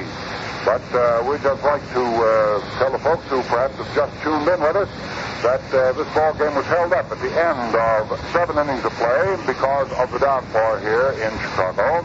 And the score at that time was the White Sox 13 and the Browns 3. You know, there's something about a tall, frosted glass of Falstaff that always makes a friendly evening at your favorite tavern just a little more enjoyable. And that something is Falstaff's genuine premium quality. Guaranteed right on its golden white premium label. Yes, sir, from the first golden clear glassful your smiling bartender pours for you, right down to your last satisfying taste. Falstaff is brimful of true premium quality flavor and character that no other beer can equal. Sure, Falstaff is always the choicest product of the brewer's art.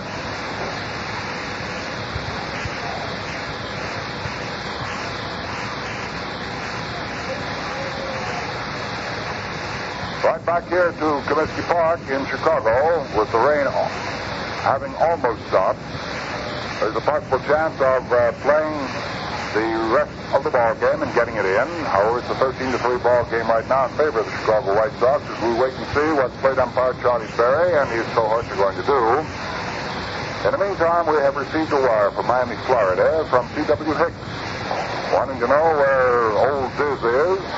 Wants to know if he's in Fort Worth or where he is. Well, as far as I know right now, Dizzy is on his way to New York City, and he'll be with you. He and Gene will be with you all tomorrow from Ebbets Field.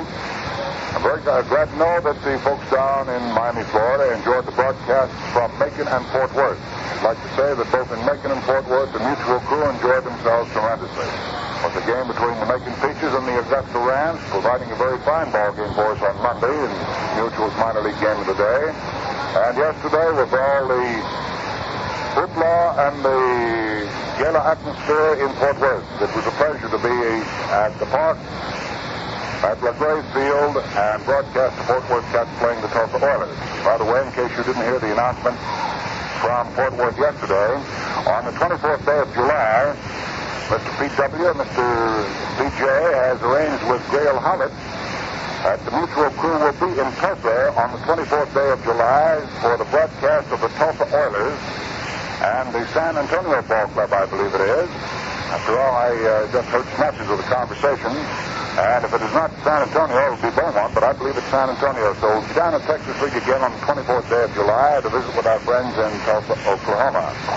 I'll be looking forward, I know personally, to going down there. I haven't been in Tulsa for about 15 years. And they tell me the place is even better than it used to be, and heavens knows it was a fine place then.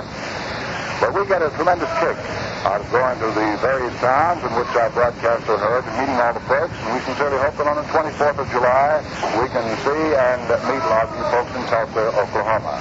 We had a great time with Jim Humphreys and Bob Murphy and the crew down at Oklahoma City when we were in there for that ball game just a couple of days back. And we'll be looking forward to visiting down in Tulsa. First, we'll have other minor league ball games throughout the course of the season for you because we found that there has been an interest shown in the broadcast of the minor league ball games that have been selected to fill in on the Major League Open date. And we'll continue to bring you these ball games just as long as we know you like them. Well, the ball game we were bringing you here this afternoon at the end of 7 innings was 13-3 in favor of the White Sox over the St. Louis Browns, and we're still waiting to see whether Charlie Berry and the umpires, Stevens, Duffy, and Summers, get their heads together and say, yes, boys, let's go ahead and try to continue this one, or whether we're going to wash it out. Right now, the rain has stopped completely. See, the umpires have now stuck their heads out of the dugout of the White Sox, and we may have a decision made on this any moment. In the meantime, we'll hang right on here and see if we can't talk a little baseball along with you and find out exactly what they're going to do. Say, Al, I want to butt in here for a moment. Man, you can butt in for a lot of moments, buddy. Don't you give me that minute stuff now.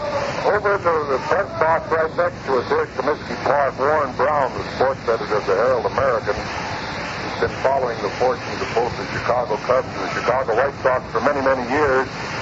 He's hollering out of the window down at the umpires in the White Sox dugout to play ball. He wants to get home. I noticed him a little while ago, Al. He gave the fellow that runs the numbers on the scoreboard out there a peanut shower. Years back, when I was broadcasting out at Wrigley Field, Los Angeles, Bob Elson and Pat Flanagan used to come out to the Cubs and the White Sox. They'd get down at the microphone, which is right behind the screen down behind home plate, and the press box is right above them. Warren Brown would always be giving you that peanut shower, and I just happened to remind me of years gone by when he gave the fellow in the corner here that peanut shower. And I remember well once, he must have bought at least 15 pounds of peanuts and dumped them on us all at one time out there. Well, you want to watch yourself because that Elton is right back here now on our booth using our telephone, for which he should collect 25 cents on each call. I take my life in my hand. Yes, sir. See, the umpires have come out now to examine the diamond arc to see whether or not this ball game will continue. Charlie Berry stepping around first base down there. They didn't get first base covered during the rainstorm, and it really came down here. It was a torrential downpour. Right now, the groundskeepers are being asked to come out. Charlie Berry wants to talk to the head groundskeeper here to see whether or not they're going to be able to drain the park enough for the ball game to continue. It's been held up now for approximately half an hour. Well, I see they're flying out. There goes one over. So, I guess I don't have to climb on that choo-choo mat after all. I guess I can get that plane. Hope I can at 6 o'clock on American Airlines. That'll be the number 6 Advanced Mercury. And the groundskeepers have come out now, and Charlie Berry talking to them. Looks as though we might be able to get the water soft up down there at first base and this ball game back underway. Of course, it'll be a few minutes before that happens. It's a 13-3 ball game in favor of the White Sox, and we'd like to tell you just exactly how things started. For the Browns, they came on in the first inning, and with one man out, Kokos, the number 2 hitter up in the order, reared back and hit a home run into the right field stands off Saul Riverton and put the Browns right in front 1-0. It was the only run they picked up in the first inning. Coming back in the last half of the first inning, the White Sox threatened, got a man, Nelson Fox, as far as third base, but he died there. So at the end of one inning, it was 1-0 Browns. In the second inning, with 2 outs, Bob Young, the second baseman, doubled to right center, and Hunter was walked intentionally. Then Littlefield came up and smacked a line drive into right center field. And the starting pitcher for the Browns registered his first run batted into the afternoon. That meant that the Browns were ahead 2-0. Then the White Sox rolled back in the last half of the first inning with Rivera tripling and coming in when Red Wilson set a high fly ball into right field. So it was 2-1 ball game then. And in the top of the third inning, as in the fourth and fifth, the Browns failed to score. But the White Sox came roaring back with 3 in the last half of the third inning and picked up those 3 runs to run their total of 4. So it was a 4-2 ball game at the end of 3 full innings of play. Then there was no more scoring in the ball game until the Browns came along in the first half of the 6th inning and put a pair of doubles together, followed by a pair of singles together, followed by a line drive into right field by Young to drive in a run. So it was a 4-3 ball game as we moved into the last half of the 6th inning. But that was the straw that broke the camel's back, because 11 men came to the plate in the last half of the 6th inning, in which the White Sox scored 6 times and on 5 base hits. So they had it 7 times. 7 times on 5 base hits to run the total up to 11. And from there on, it was sort of kitty bar the door, as the Browns had given way almost completely. Then scoring the top half of the 7th inning, rolling out in the easy order. And in the last half of the 7th inning, 2 runs were picked up by the White Sox to run their total of 13. And the rains came down in the 7th inning. And just as the 7th inning had ended, Minoso flying to right field for 2 runs, 2 hits, and 1 error, the rains held up the ball game, and it's been in that status ever since. A 13-3 affair in favor of Chicago, who are in 3rd place in the American League, 6.5 games off the pace at game time. And with the New York Yankees having lost their ball game to the Boston Red Sox, it means that right now the White Sox are only 6 games behind, and should they win this one, and it seems likely that they will, they'll be only 5 1/2 games behind in the American League. So the Yankee lead is dwindling.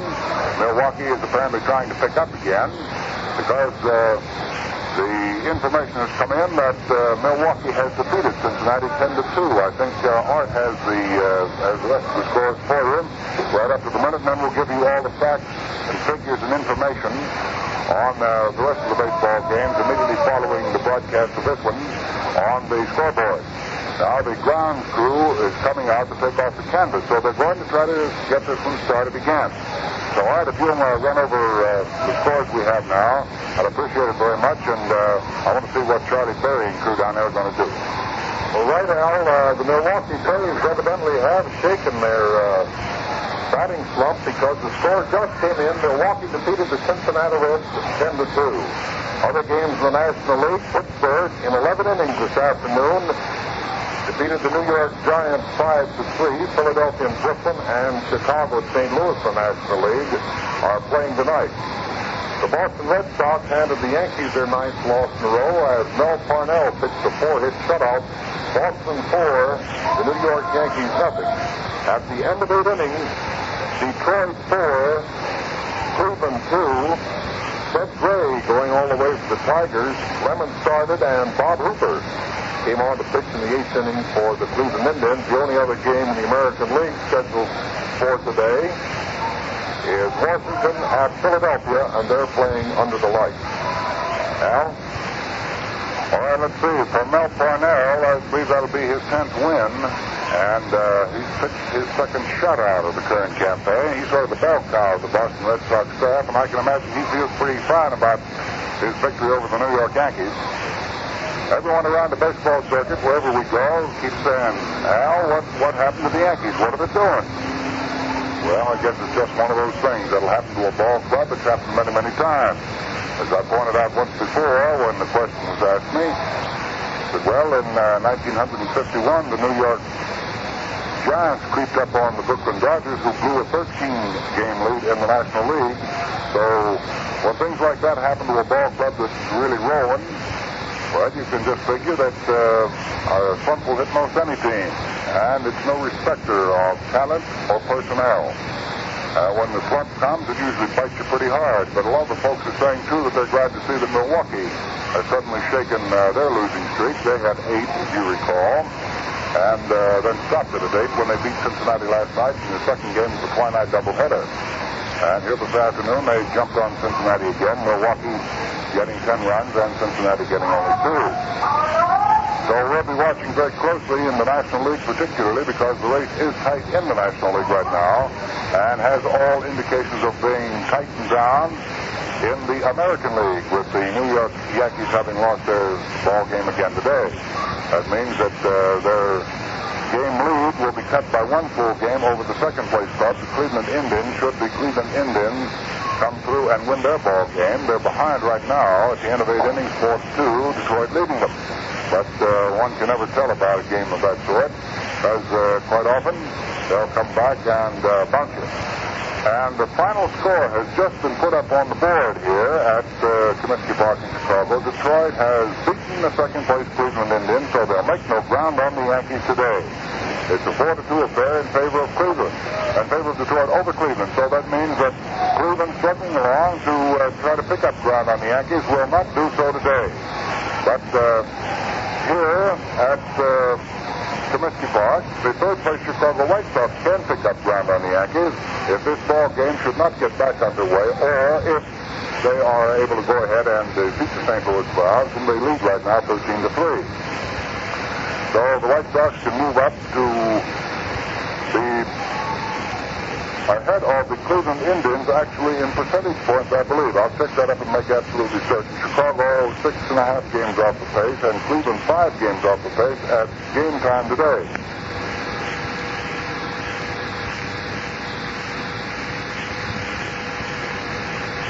Well, it means that Cleveland will still remain 5 games off the pace, but 6.5 games, Chicago behind. That means they'll pick up a full game if they win this one over New York, who lost their ball game today. That'll mean that they'll be exactly 5 1/2. So it'll be just a half game that Chicago will be in third place. So it makes the race pretty tight in the American League. As far as the fourth place Boston Red Sox are concerned, they are 10.5 games out before they lace the Yankees today. It means they're 9.5 games out now. So the race tightens up there, and in the National League we'll find it will continue to be tight in the ball games played between Brooklyn, Milwaukee, St. Louis, and Philadelphia. Philadelphia at game time today. We're only 3 games off the pace being set by the Brooklyn Dodgers. So it means between the first place ball club and the fourth place ball club, there are only 3 games difference. The fifth place New York Giants were 7.5 games down, and they lost to Pittsburgh today, so that'll drop them down a little bit more. It all depends on what Brooklyn's going to do in their ball game with Philadelphia tonight, and of course that has to be considered. Milwaukee, however, has picked up that half game, and Brooklyn is going to have to win their ball game tonight if they want to stay on top in the National League. They already have that information there, and of course they'll be going out with blood in the eye tonight to see if they can't do something about it. So New York and Philadelphia, or rather Brooklyn and Philadelphia, in that ball game at Brooklyn tonight looms as a very important affair, because after all, the Philadelphia Phillies are struggling too to stay up in the first division and also get nearer and nearer the top. And they're only 3 games out. That gives them an opportunity too of picking up 1 full game on the league-leading Brooklyn Dodgers. Well, right now the groundskeepers are taking the tarpaulin off the field as the umpires stand around and wait. And I want you to know they're doing it very slowly. Because after all, the White Sox are leading in this ball game, and I wouldn't be a bit surprised if Mr. Richards would just as leave hang up the spikes for the afternoon, because it would mean that his ball club would have tucked another one into the record books as a win in their favor. And in case you just tuned in with us, we should like to remind you that at the end of 7 full innings of play, the score, the White Sox 13, the Browns 3.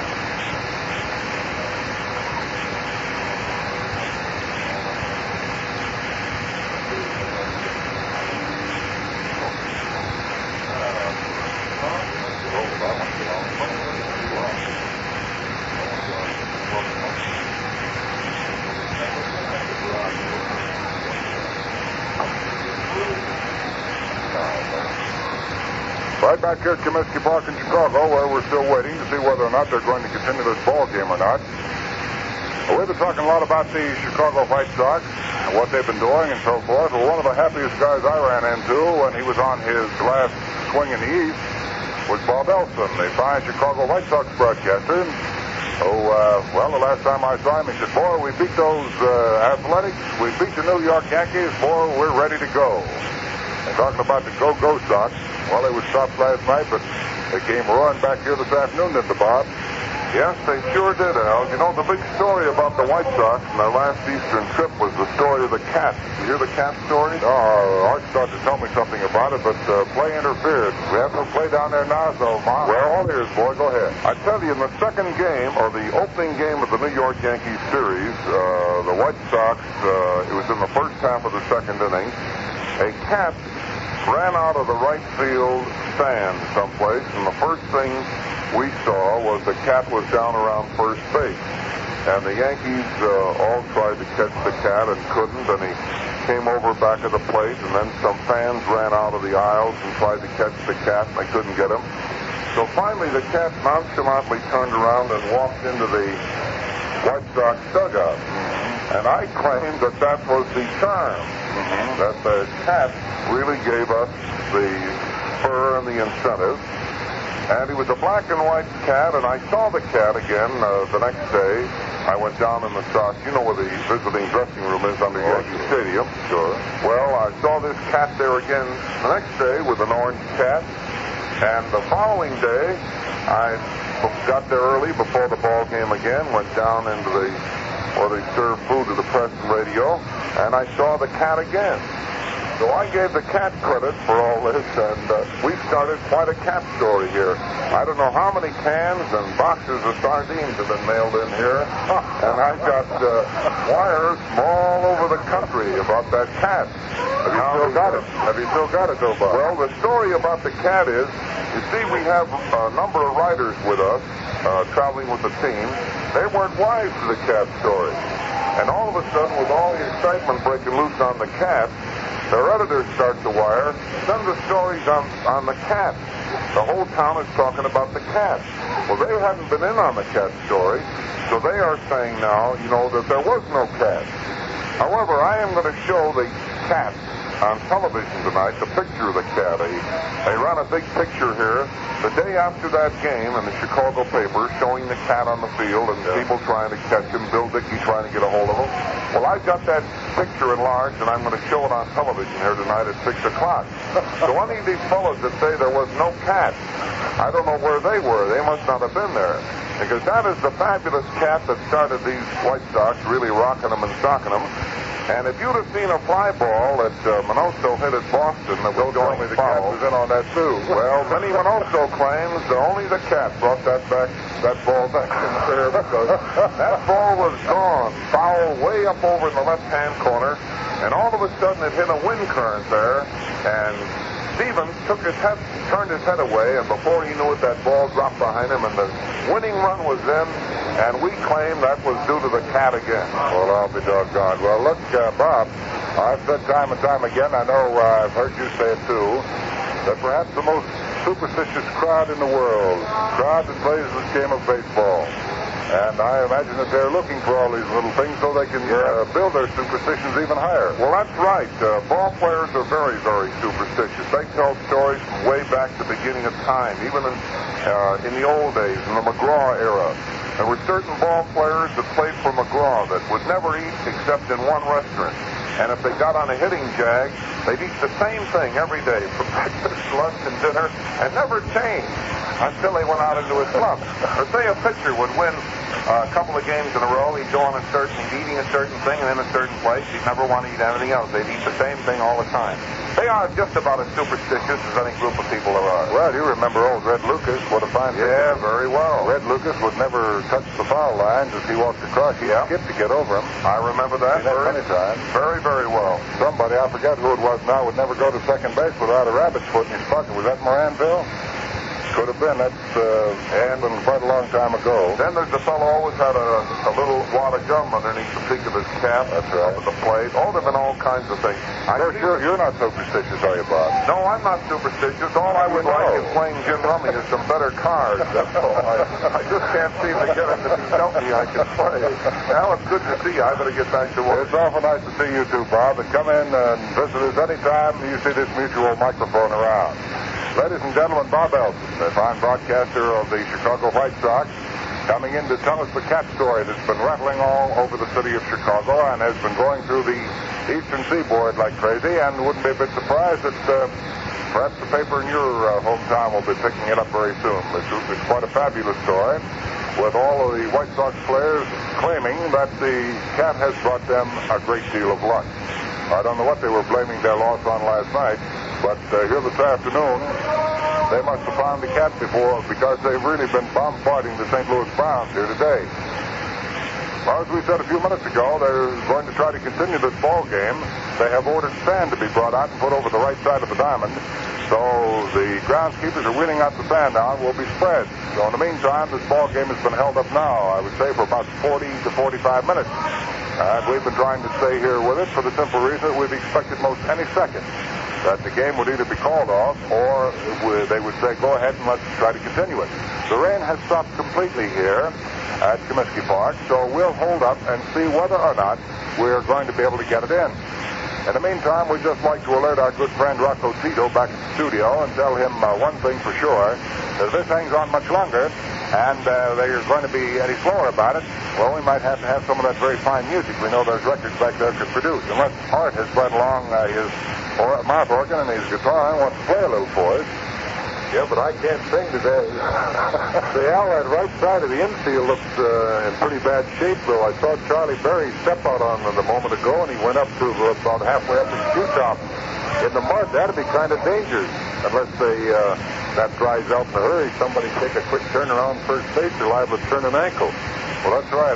I know that many times ball players have been hurt trying to continue ball games, and it's cost the ball club several games before they're able to get back in the lineup. And I do know that they don't like to take any more chances with the infield, and they absolutely have to. But still, the groundskeepers weren't able to get this one covered here completely today when the rains were coming down.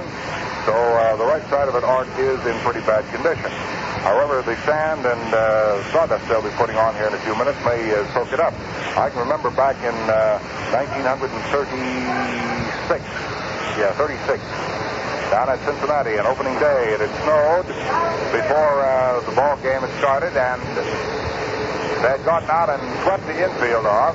And then, lo and behold, it was sort of a misty drizzle, a cold misty drizzle, and it melted all that snow.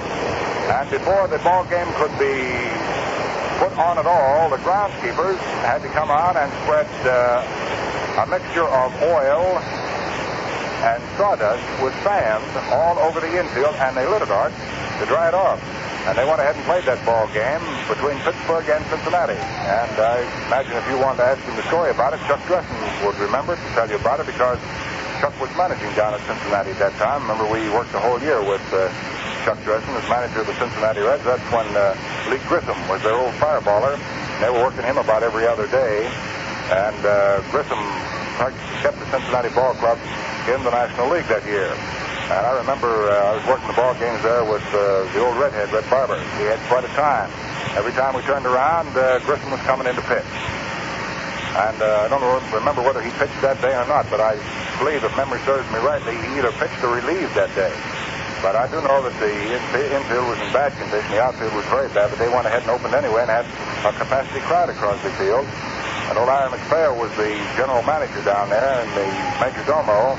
And when Larry said, yeah, we're going to go ahead and play, everyone said, geez, you think you're going to get it? He said, put the information out on the radio. We put it out on the radio, and lo and behold, those people picked up their tickets, walked down to the ballpark, sat there with their teeth chattering while the two clubs went.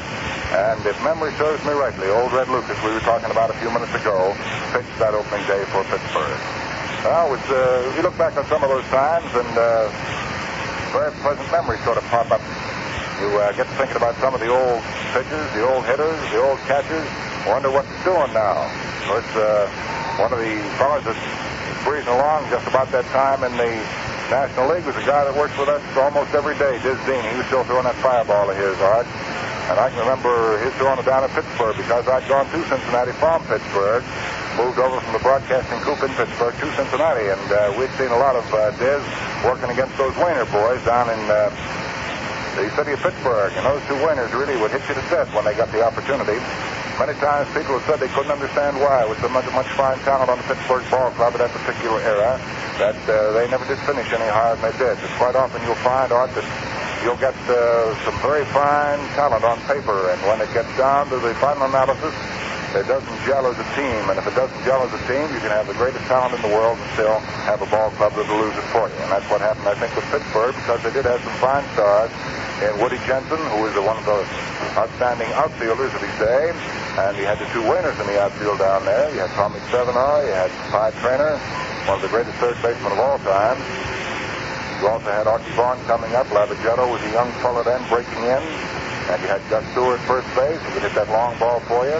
Had Patton and Grace behind the plate. And Gibson, you had some pretty good ball players down there. Wade Hoyt was the pitcher that, he was like Grissom. Every time you turned around, Wade Hoyt was coming on. You had Mace Brown down there. You had Larry French. You had a lot of fellows that were really able to pitch that ball. And Phil Swift for another. Pitched a lot of fine ball for Pittsburgh at that time. Jack Salveson was with the ball club. Jack Salveson, I understand, Art, is still going along out on the West Coast and is one of the leading pitchers in the Pacific Coast. And he must be at least old enough to say hello to you. Yeah, he's about my age. I understand, 65, though, last year he had a tremendous year along with Johnny Lindell, who Fred Haney brought up to the Pittsburgh Pirates this year. But I understand now that Jack's through playing ball, and he's gone into business around Long Beach. Somebody was telling me that was in Chicago the other day from the coast. Salveson was out of baseball? Yeah, that's impossible. Finally found out, Al. That's impossible. Salveson can't give up on baseball. I'm watching that fellow spread that sawdust around. Reminds me of a story back in about 1930, 31, along when about the time that Bobo Newsom was pitching with the Los Angeles club out in the Coast League, and they came up to Portland, Oregon. And it was their last visit in there, and of course you know, Al, that it rains once in a while around Oregon. What do you mean once in a while, buddy? If your mother's listening in, she'll disown you. Well, a rainstorm came up, and the morning, it was a Sunday game, and Los Angeles club wasn't coming back into the Northwest anymore that season. So Jack Lillibelt, who at that time was managing the Los Angeles club, he wanted to get the games in. So I remember I took my car, and Jack got in his uniform. We went to a gas station and kept buying that gasoline by the 5-gallon cans. We spread it around with a lot of sawdust around the infield. And he even had his ball club out there in uniform, spreading the sawdust around. And they finally burned the field off in pretty good shape, and they got the games in. Of course, up here in the major leagues, where they have so many groundkeepers, the ball players don't have to work. But out in those minor leagues, you got probably one or two fellas to pull that big tarpaulin, and you don't have too much help out there. You were speaking a minute ago about Archie Vaughan and those fellas, Al. I can well remember how Woody Jensen and another fellow that I see every winter up in Oregon, Jim Mosoff. Remember that big outfielder? Oh, yeah. Well, Woody, he's still up in Oregon? Yeah, he's working up in Salem, Oregon. Got a very fine position up there, and right as you go in his den, he's got a life-size picture of Pie Traynor along with Babe Ruth when the Pirates and the Yankees played in the World Series. And you know, the first thing that impressed me when I look at that picture is the size of the gloves that they used in those days. It looked like they got them at the drugstore someplace. Just barely big enough to get your hand into them. And now they've got those fancy gloves. I always kid the ball players. I go around the leagues up here today, Al, and I said, how can you miss one with a glove like this? But I well remember the day. A very dear friend of mine at that time, Art Griggs, owned the Wichita Club, the Western League. And to get Archie Vaughan, he purchased, the Pittsburgh Pirates purchased the whole ball club. And on the ball club that time, Moose Weber, who later came up as general manager of the Chicago Cubs, is now retired. They happened to send Woody Jensen and Jim Mosoff over to Art Griggs as a favor at Wichita, and lo and behold, when Pittsburgh bought the ball club, Los Angeles lost two pretty good ball players, Jensen and Mosoff. And as you mentioned Archie Vaughan, There was a little left-hand pitcher that year that came up, and I can remember when the Pirates trained out on the coast next year, I always said he had the greatest curveball that I ever saw. Who was that? A left-hander by the name of Wood. I think he stayed 1 year with the Pirates, and that's the last I ever heard of him. Yeah. But I remember they were playing the White Sox in Wrigley Field, an exhibition game, and Luke Appling came up to hit against him. And he'd take that bat and swing down on the ball just like he was flipping kindling. He had a curveball that you start about a foot over your head and it'd break right around your knee. I never saw a fellow with a curveball, and he pitched, I think, just 1 year, and that's the last I ever heard of him. That's the fellow I was asking you one afternoon who the little left-hander was that came up with Pittsburgh and lasted only 1 year, pitched his heart out that 1 year, and never came back to the majors. That's the guy I was talking about, and I couldn't remember his name, and it pops up on the broadcast this afternoon. How about it? Al, he probably got a crook in his arm from throwing so many curves that he could never get it straightened out. Well, that's probably very true. I think we ought to tell the folks along the network, Art, that they're still trying to take care of the grounds here at Comiskey Park in Chicago. As soon as they get them all squared away, we're going to have this ball game to continue. But in case you just tuned in late with us, we should like to say that at the end of 7 innings of play, the game was halted, and the score at that time was the Chicago White Sox 13 and the St. Louis Browns 3.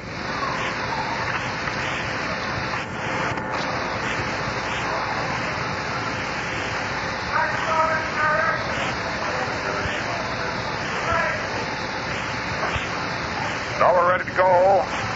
Once more here as Charlie Berry has called the pitchers to come out and warm up and get started here. He wants to finish this ball game. The right side of the infield has been covered with sand, has been covered pretty completely. So it looks as though this ball game is going to get back underway in just a few minutes. 13-3 affair in favor of the White Sox, and the Browns will be coming to bat in the top half of the 8th inning with Lenhart, Courtney, and Dyke in that order. Dorsch has gone back to the mound now to get warmed up. In the meanwhile, we've received a wire from Greenville, Mississippi, Art, from Bill Maughan, the general manager and former scout for the Braves and the Giants. He's the general manager of the ball club at Greenville, Mississippi. And his wire tells us that they're listening into the game of the day down there in their air-cooled runway of Sportsman's Park in Greenville, Mississippi. Air-cooled, get that now. Well. And he says that their ball club down there has won 22 of their last 29 games and is only 1 game out of first place in a very close race in the Cotton States League. Well, they've done pretty well, Art, because as late as February, the 8th of this year, they didn't even have a ball club together. They didn't have a player. But they've got them now, and they're going. They're going to play Jackson tonight, incidentally, and I hope the folks down around there are going to get out and see Greenville play Jackson tonight down in the Cotton States League. After all, you've got to cheer that ball club if you want them to come into first place now and stay there. So we'll pass along all the regards that Bill Maughan has sent, and we sincerely hope that they have a lot of good luck down there, and we'd like to wish good luck to all the ball clubs in the minor leagues this year. Not only this year, but for as many years as they decide they are going to operate. After all, baseball is one game that America has really taken to its heart and would like to keep right there as its national pastime. We were talking about Charlie Berry a few minutes ago, Art, and you slipped over here and said that you remember when Charlie Berry caught out where? He used to catch for the Portland Beavers out in the Coast League, Al. I've got news for you. He still remembers having caught out there, too. He'll tell you some wild and woolly stories about having been in the Pacific Coast League. Just get him cornered sometime, Art. I'll tell you when you get him cornered after his day's work is doing, he's having dinner from a restaurant, and just walk up to him and say, Charlie, I understand that the greatest years of your life were spent out on the Pacific Coast, brother, and he'll take off like 6 seconds. Well, I can remember, Al, when he was catching out there, we had a Ford in Vancouver, and there was a young lieutenant who was quite a baseball fan, used to come over and watch the ball games. And lo and behold, after the war was over, Charlie went on that trip, you know, that the umpires and the players take to Germany. And this fellow who happened to be a young lieutenant at Vancouver back when he was playing with Pullman was at that time a general in charge of Trieste. And is now stationed in New York, a very fine baseball fan, General Seabury. Oh, yeah. I remember when I was in Germany, General Seabury and myself were the only two that got the sporting news from our very good friend down there in St. Louis, Mr. J.G. Taylor Spink. Hey, you know something? I haven't heard from J.G. Taylor Spink for so long, I think he must have crossed me off his list. Well, I imagine he's a pretty busy man right now, Al, but I'll tell you this. You'll be hearing from one of these days because I know every once in a while I'll get a wire from him. He said, "Where are you and what are you doing?" He said, We were talking a few minutes ago, Art, about wondering how many the Yankees had lost straight as their own record. We weren't able to come up with it. Well, Ray Brinson of Tampa, Florida, comes up with a piece of information by telegram that we've just received here at the broadcasting booth in Comiskey Park in Chicago. He informs us, and now this is according to Ray Brinson, and we're going to have to check it, but we're not going to doubt his word because this is the best piece of authority we have right now. He says that the Yankees lost 9 straight in 1945. The all-time club record is 13 in a row, 40 years ago. 13 in a row, 40 years ago. Boy, they've been playing some rough baseball, haven't they? That was about the time that Casey Stengel broke in, wasn't it? Thought you were going to look over here and say that was about the time we saw our first ball game. I was about to hit you on the head with these binoculars. Yeah, Art, baseball is a great game. It keeps records, and we like to delve back in the records to look at them and see what's been going on and sort of compare what the boys did then with the type of equipment they had compared to what the boys are doing today with the type of equipment that now prevails in the game. Talking about the game prevailing, it's about to start right now. Get back underway for the top of the 8th inning. And it's been almost an hour since the rain came down and stopped it at the end of 7 with the White Sox leading 13-3. Well, Art, I thought you did a lot of Kinnan and John in the 7th inning when the White Sox scored 7 times. But I'm going to tell you something. Frankly, a few thousand chosen and unchosen words have been poured out since that last half of that 7th inning went in the book. The last half of the 6th inning went in the book. And, well, if we have any more words left, carrying right on here at the top of the 8th inning. Usual game of the day from Comiskey Park in Chicago. Let's go that 6 o'clock plane, Art. We'll have to go without helpers tonight. Yeah, I think if it hadn't been for that big 6th inning, Al, you might have been on that plane. This game might have been over. Could have been, Art, but it rattled right along and took up a considerable amount of time. Now let's see how much time either 2 innings of this remaining ball game will take up, or perhaps an inning and a half. In the top of the 8th inning, the first man up for the St. Louis Browns will be Don Lenhart. He's had 1 base hit in 3 tries, struck 1 back through the middle in the 3rd inning. Lenhart, a .284 hitter at game time, is standing in, and Harry Joyce, the relief pitcher of the Chicago White Sox, trying to save this game for Saul Rogovan and the White Sox. And it seems as though he's about to do it with a 13-3 ball game cooking, a 10-run lead. He delivers to right-hand hitting Don Lenhart a curveball over for ball, strike 1. So we've gotten this one back underway. Just for the fun of it, Art, will you check how many minutes this ball game is held up by rain? Next pitch is swung on. There's a line drive hit into left field. It's in there for a base hit. And Don Lenhart opens the 8th inning for the Browns with a line drive single to left. Off Doris, that's hit number 1. Hit number 8 all told for the Browns. 21 base hits we've had here this afternoon, and they have produced 13 runs.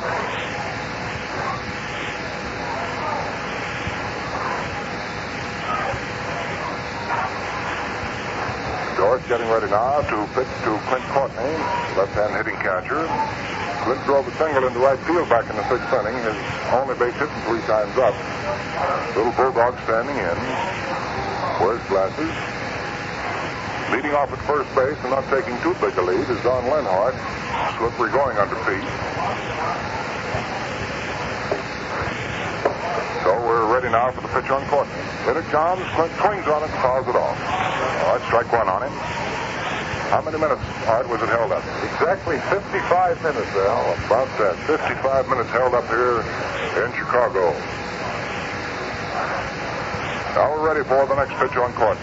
Count is no balls and 1 strike. Harry George checks his runner Lenhart over at first base. Delivers the plate. Pitch high and outside. Count is 1 ball and 1 strike.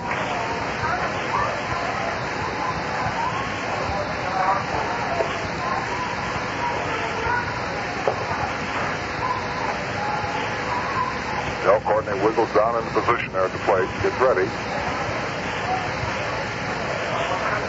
In comes the 1-1 delivery. A fastball that misses low and outside for ball 2.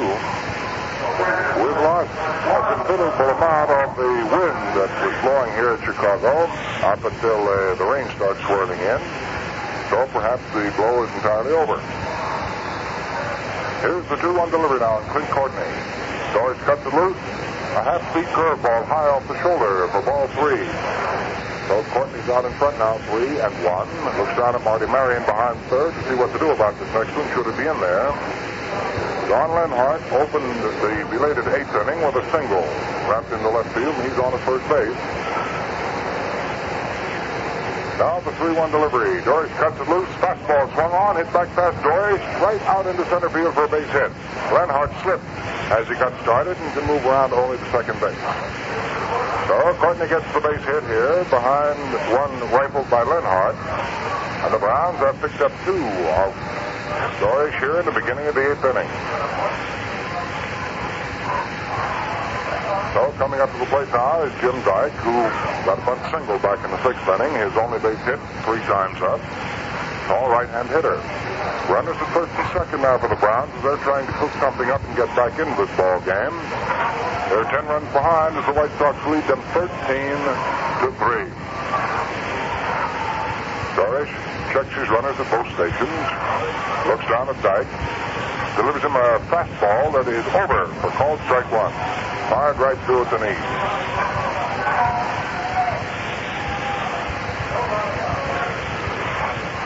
Now out for the Browns, top of the 8th inning, 2 base runners. Harry Doris in relief for the White Sox. Little barrel-chested right-hander checks his runner at second, throws a side-on curveball. Ball is over the fist on the inside corner to a right-hand hitter for called strike 2. Oh, the count on Jimmy Dyke is no balls and 2 strikes.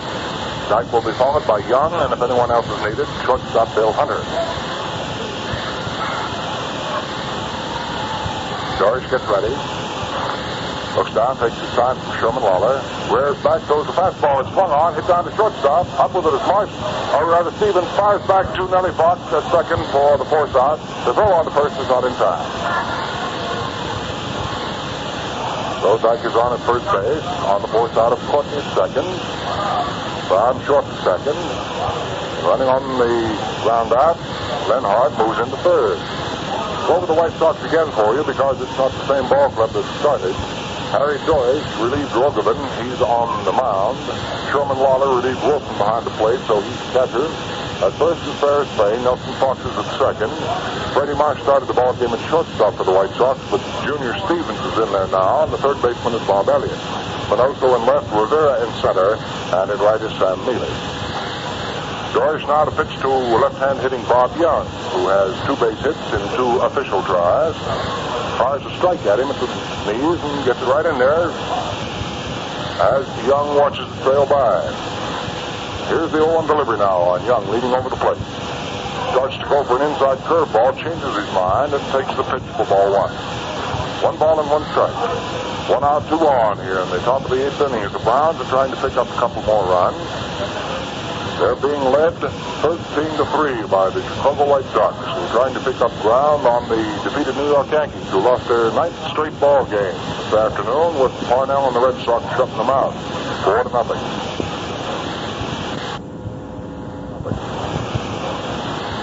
Doris ready. Delivers fastball. Swung on. Hit right back past the mound into center field for a base hit. So Young cracks one back through the middle with Lenhart coming in to score the 4th St. Louis Browns run. That is hit number 3, run number 1 off Doris. And on the play, Jimmy Dyke moves down to second to hold on. So 2 runs batted in here this afternoon by second baseman Young.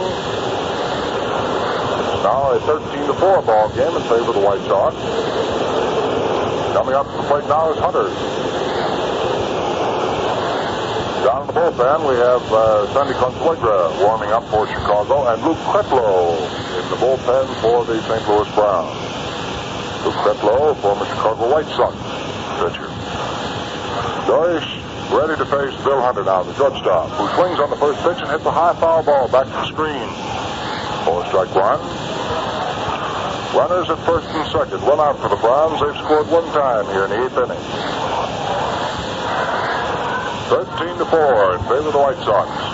Mutual's game of the day from Comiskey Park in Chicago. Ball game held up 55 minutes because of rain. And we've just gotten back to the top half of the eighth inning. Harry Doyce ready now. Delivers 0-1. It's swung on. There's a high fly ball hung out into left center field. Jim Rivera goes over, gets under it, makes the catch, and the runners hold on. So we have out number 2. And coming up to the plate now should be Mike Pliska. Unless we have a pinch hitter. And it looks as though we're going to have a pinch hitter. Mike Pliska is not going to hit.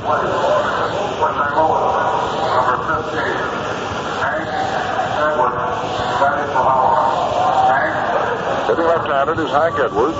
Batting for Bobo Holloman. Said Pliska, I meant Holloman.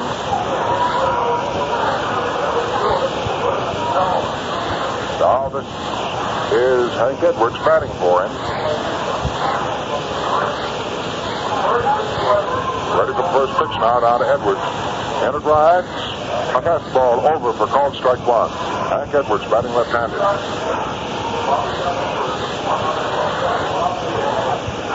In comes the pitch. Swung on. There's a hard-hit ground ball down to Nellie Fox at second. Down in the mud puddle. He goes on one knee, picks it up, fires to first base, and that's all for the Browns. Edwards batting here in the 8th inning. Grounds out from Nelson Fox to third base. So in the 8th inning, 1 run for the Browns on 3 base hits. There were no errors and 2 men were left on. So the score at the end of the first half of the 8th inning, the St. Louis Browns have 4 and the Chicago White Sox 13.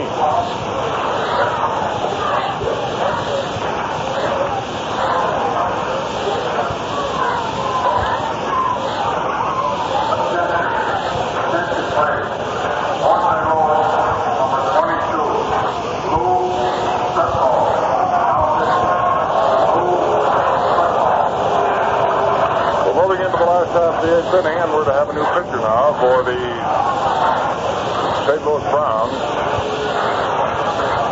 It'll be Luke Kretlow. He's coming on.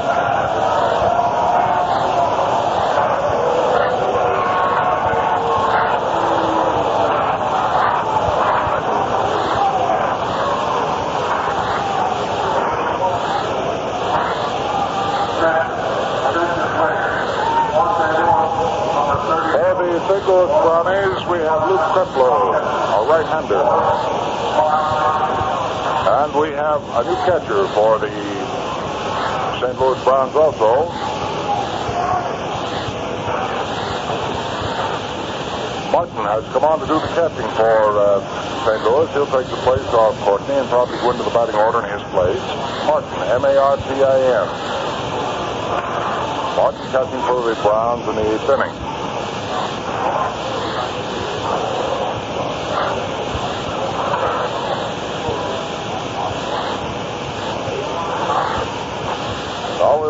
Getting set and ready to go with Luke Kretlow on the mound for the St. Louis Browns. He's the 6th pitcher to be used by Marty Marion here this afternoon. Babe Martin behind the plate. He's the new St. Louis catcher, Babe Martin. So it's Martin behind the plate. Luke Kretlow, former White Sox right-hander, on the mound now for the Browns. As far as the record is concerned, we'll quickly look up and see how he's posted as far as St. Louis is concerned. As far as St. Louis is concerned, he has no record with them.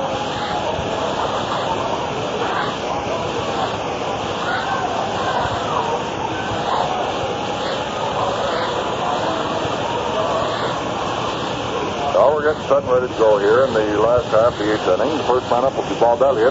He'll be followed by Jim Rivera and then by Sam Maley. 13-4. That's the count in the ball game in favor of the Chicago White Sox. They have 13 runs on 13 base hits. No errors, and St. Louis 4 runs on 10 hits. They've committed no errors. Luke Kretlow makes the first pitch, and Elliott after it hits a high foul ball off to the right of the plate, going back into the stands out of play. No balls, 1 strike on Bob Elliott. Last half of inning number 8. The Michigan Park in Chicago. Elliott has had 1 base hit in 4 times up. He's got a double to right field back in the 6th inning. That double produced 2 runs. Kretlow works, big curveball. Elliott snaps his head back and takes the curve under the chin for ball one. 1 ball and 1 strike.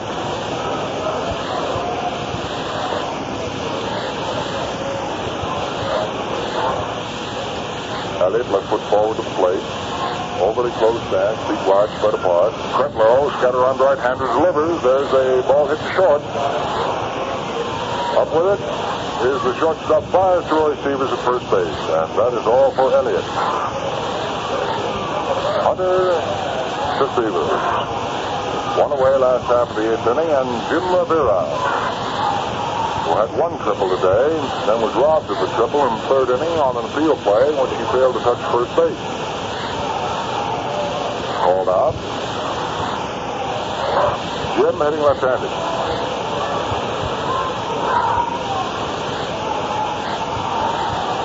Ready for the first pitch to Rivera. Kretlow, his former teammate, starts his motion, delivers, big curveball, snapped off outside. 1 ball and no strike. Immediately following the broadcast of this ball game from Comiskey Park, we'll have a complete rundown of everything on the scoreboard, all the facts and figures. Kretlow works a fast curve, then off the pitch, swung on, and foul tipped by Rivera. We've got the airplanes today going over this park now so low that it almost reached up and snatched him.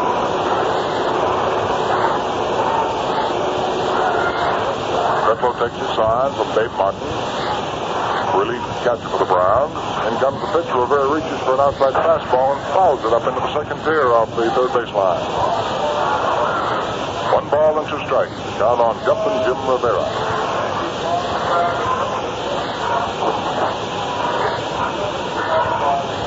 Esther, baseball has been taking a peculiar turn here in the majors in the last about a week and a half. The Yankees in the slide, Milwaukee having flipped 8 games. So the complexion of the picture can change. There's a let-up fastball.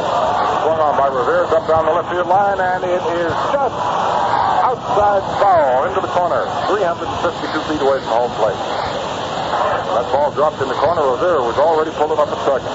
How fast he is.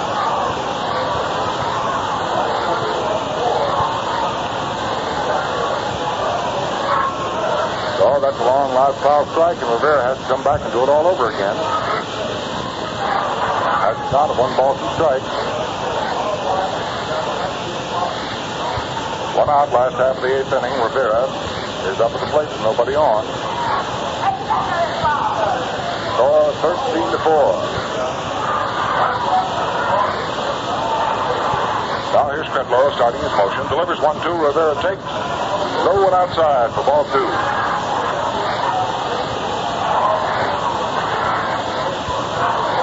Out there playing just about straight away for Rivera. He's up there in an overclosed stance. Kretlow pump. Rears back, delivers a curveball 2-2 on the inside off the hips. Ball 3. 3 balls and 2 strikes.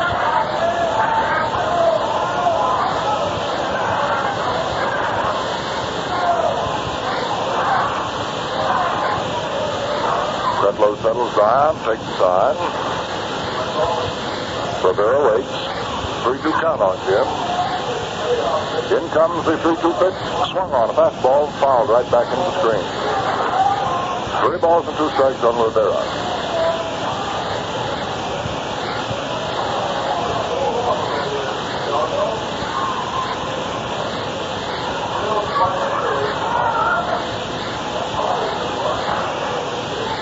Kretlow works 3-2 now. Fastball swung on by Rivera and fouled right back to the left of our broadcasting booth. Count stays right on Jim at 3-2.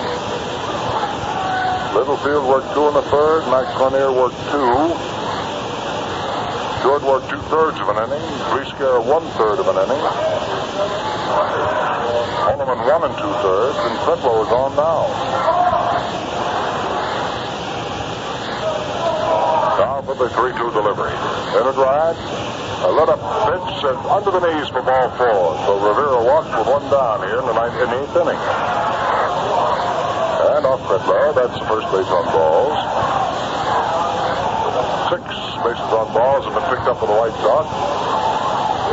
The hitter coming up to the plate now is Sam Mealy, a right-hand batter.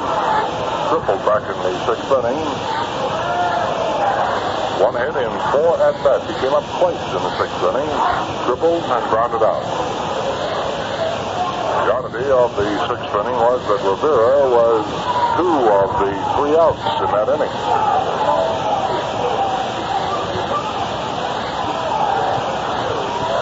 Kretlow ready to pitch now to Sam Mealy. Fires the fastball at him. Low and outside for ball 1.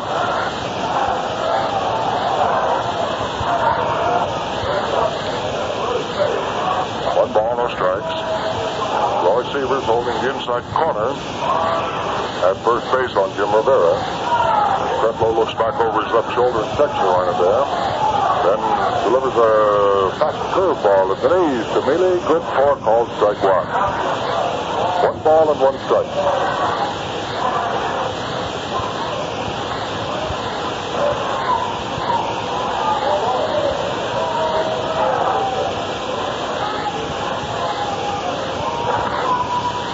Working out immediately on the 1-1 count. Rivera steps off first. In comes the pitch. A nice curveball, but it's under the knees. Count is 2-1. Ball game has slowed down considerably, Mr. Gleason. Yes, it has. We're going to fool around here. We won't even be able to get that 8 o'clock plane. Oh, me.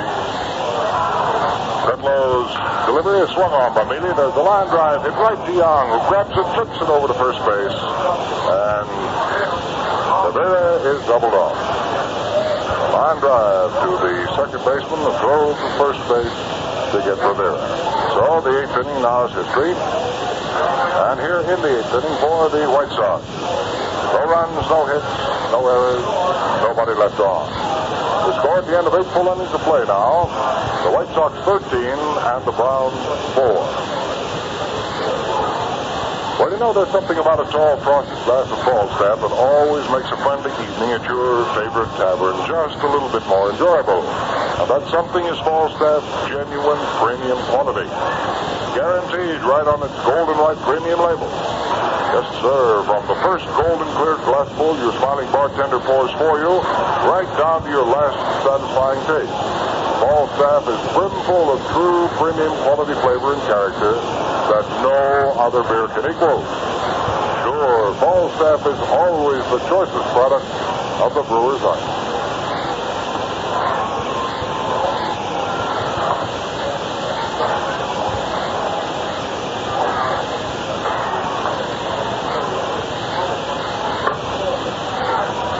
We're getting ready now for the top half of the 9th inning.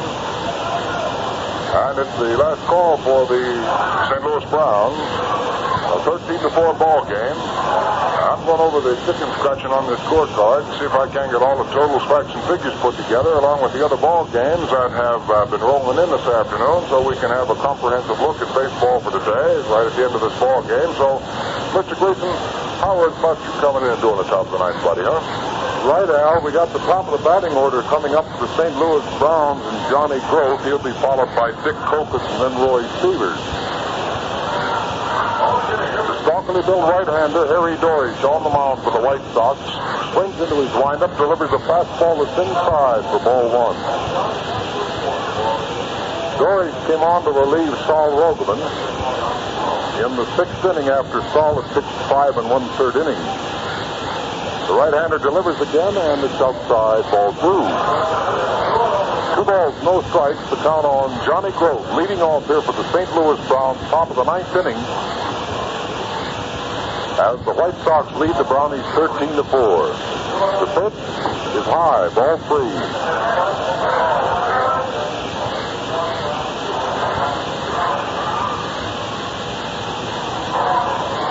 Johnny Grove is up for his 5th time. He's 0 for 4.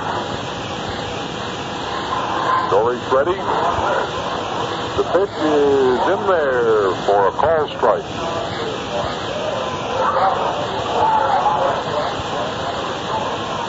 Three balls, 1 strike. The count on Johnny Grove, leading off here in the top of the 9th inning.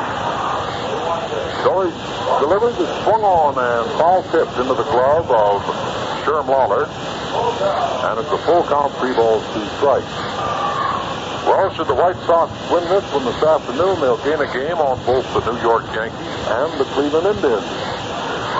The pitch is swung on. There's a ground ball hit out to shortstop. Up with it is Vern Stevens. The throw to fame is in time, and that's all for Johnny Gross here in the top of the ninth. Gross bounces out to shortstop. Junior Stevens, the pair is fame. So the batter is Dick Kokos. Dick led off with a home run that blew into the right field seats in the first inning. And since that time, it's gone hitless. So he's 1 for 4.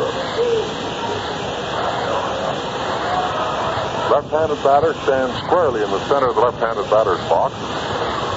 Takes a lot of pitch that's high, ball 1. George gives you a good assortment. He's got a real fast-breaking curve, a slow-breaking curve, a good fastball, and he can slow up on you. There's a fastball that's over for a called strike, 1-1.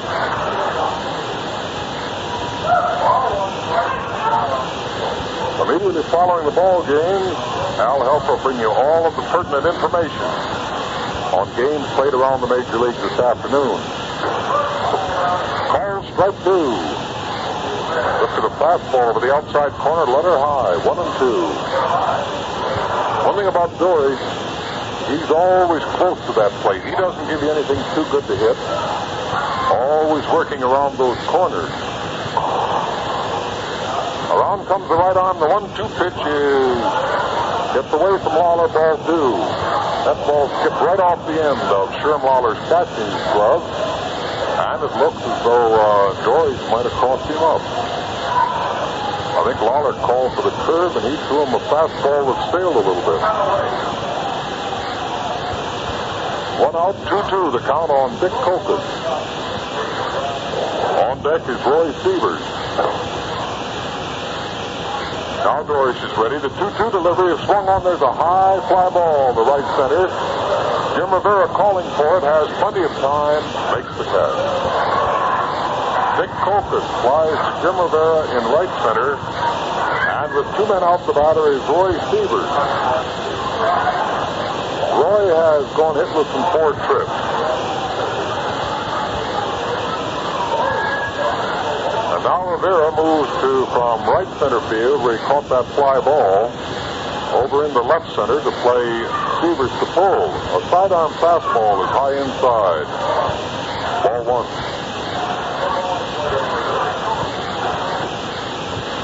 The right half of the infield is completely covered with sawdust down the third and first base foul line. But the rest of the infield, which was covered during the rain spell, is in very good shape. Doris pitches. It's a call strike 1. Sievers looked at a fastball. It was right over. 1-1.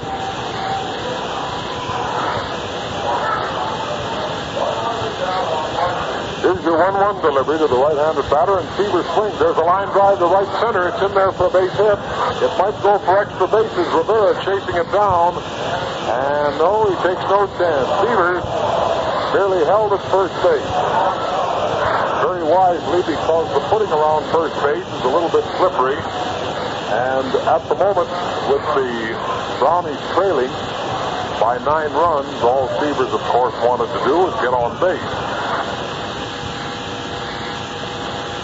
So it's a base hit for Roy Sievers, and it is hit number 11 for the St. Louis Browns. And here is Don Lenhart. He's 2 for 4. Big, tall, slender right-handed batter swings and pops it up in the air down the first base line. Moving over, getting under it is Lawler, and makes the catch. Sherm Lawler caught that ball running at full speed towards the Brownie dugout along the first base line, and it retires the side, and the ball game is over. For St. Louis here in the top of the 9th inning, there were no runs, 1 hit, there were no errors, and there was 1 man left on base. So the Chicago White Sox, after losing the opening game to the St. Louis Browns last night, bounced back here this afternoon and hang up a 13-4 victory. So the St. Louis Browns, after stopping the White Sox with a 6-game winning streak, their pitching fell apart this afternoon here at Comiskey Park, and the Brownies walked off with a 13-4 victory. So right now, the ball game's over. Al Helmer's on a hurry to catch a plane back to New York. So we're going to bring Al in with the final total. All right. I don't think I can catch that plane in New York, so it's going to be a little bit too late. Well, let's see. The final totals are for Chicago: 13 runs, 13 hits, no errors, 5 men left on. Other than the winning pitchers, record is 5-9. For the St. Louis Browns, 4 runs, 11 hits, no errors, 9 men left on. The losing pitcher's Littlefield, his record is now 3-7. Kokos, his 4th home run of the year in the first inning for the Browns with a bases empty. Well, that's about all from Comiskey Park as far as the play-by-play is concerned this afternoon. Our thanks to Mel Bursler, our engineer from WGN, who has ridden through rainsfall and all with us here this afternoon. Of course, it was very good to be back with my old buddy Art Gleason during another ball game together after a layoff of a couple of years, and we hope we'll see Art around the circuit a lot more. And tomorrow afternoon, now Dizzy Dean and Gene Kirby will be at Ebbets Field to bring you the ball game out of Ebbets Field, and we sincerely hope you'll be tuned in at that time. And now this is Al Helfer at Comiskey Park in Chicago saying in just 60 minutes, 60 seconds, I'll be back with the Camel scoreboard over most of these stations. The Falstaff Brewing Corporation of St. Louis, Omaha, New Orleans, and San Jose, brewers of premium quality Falstaff beer and their distributors everywhere have joined in bringing you Mutual's Game of the Day.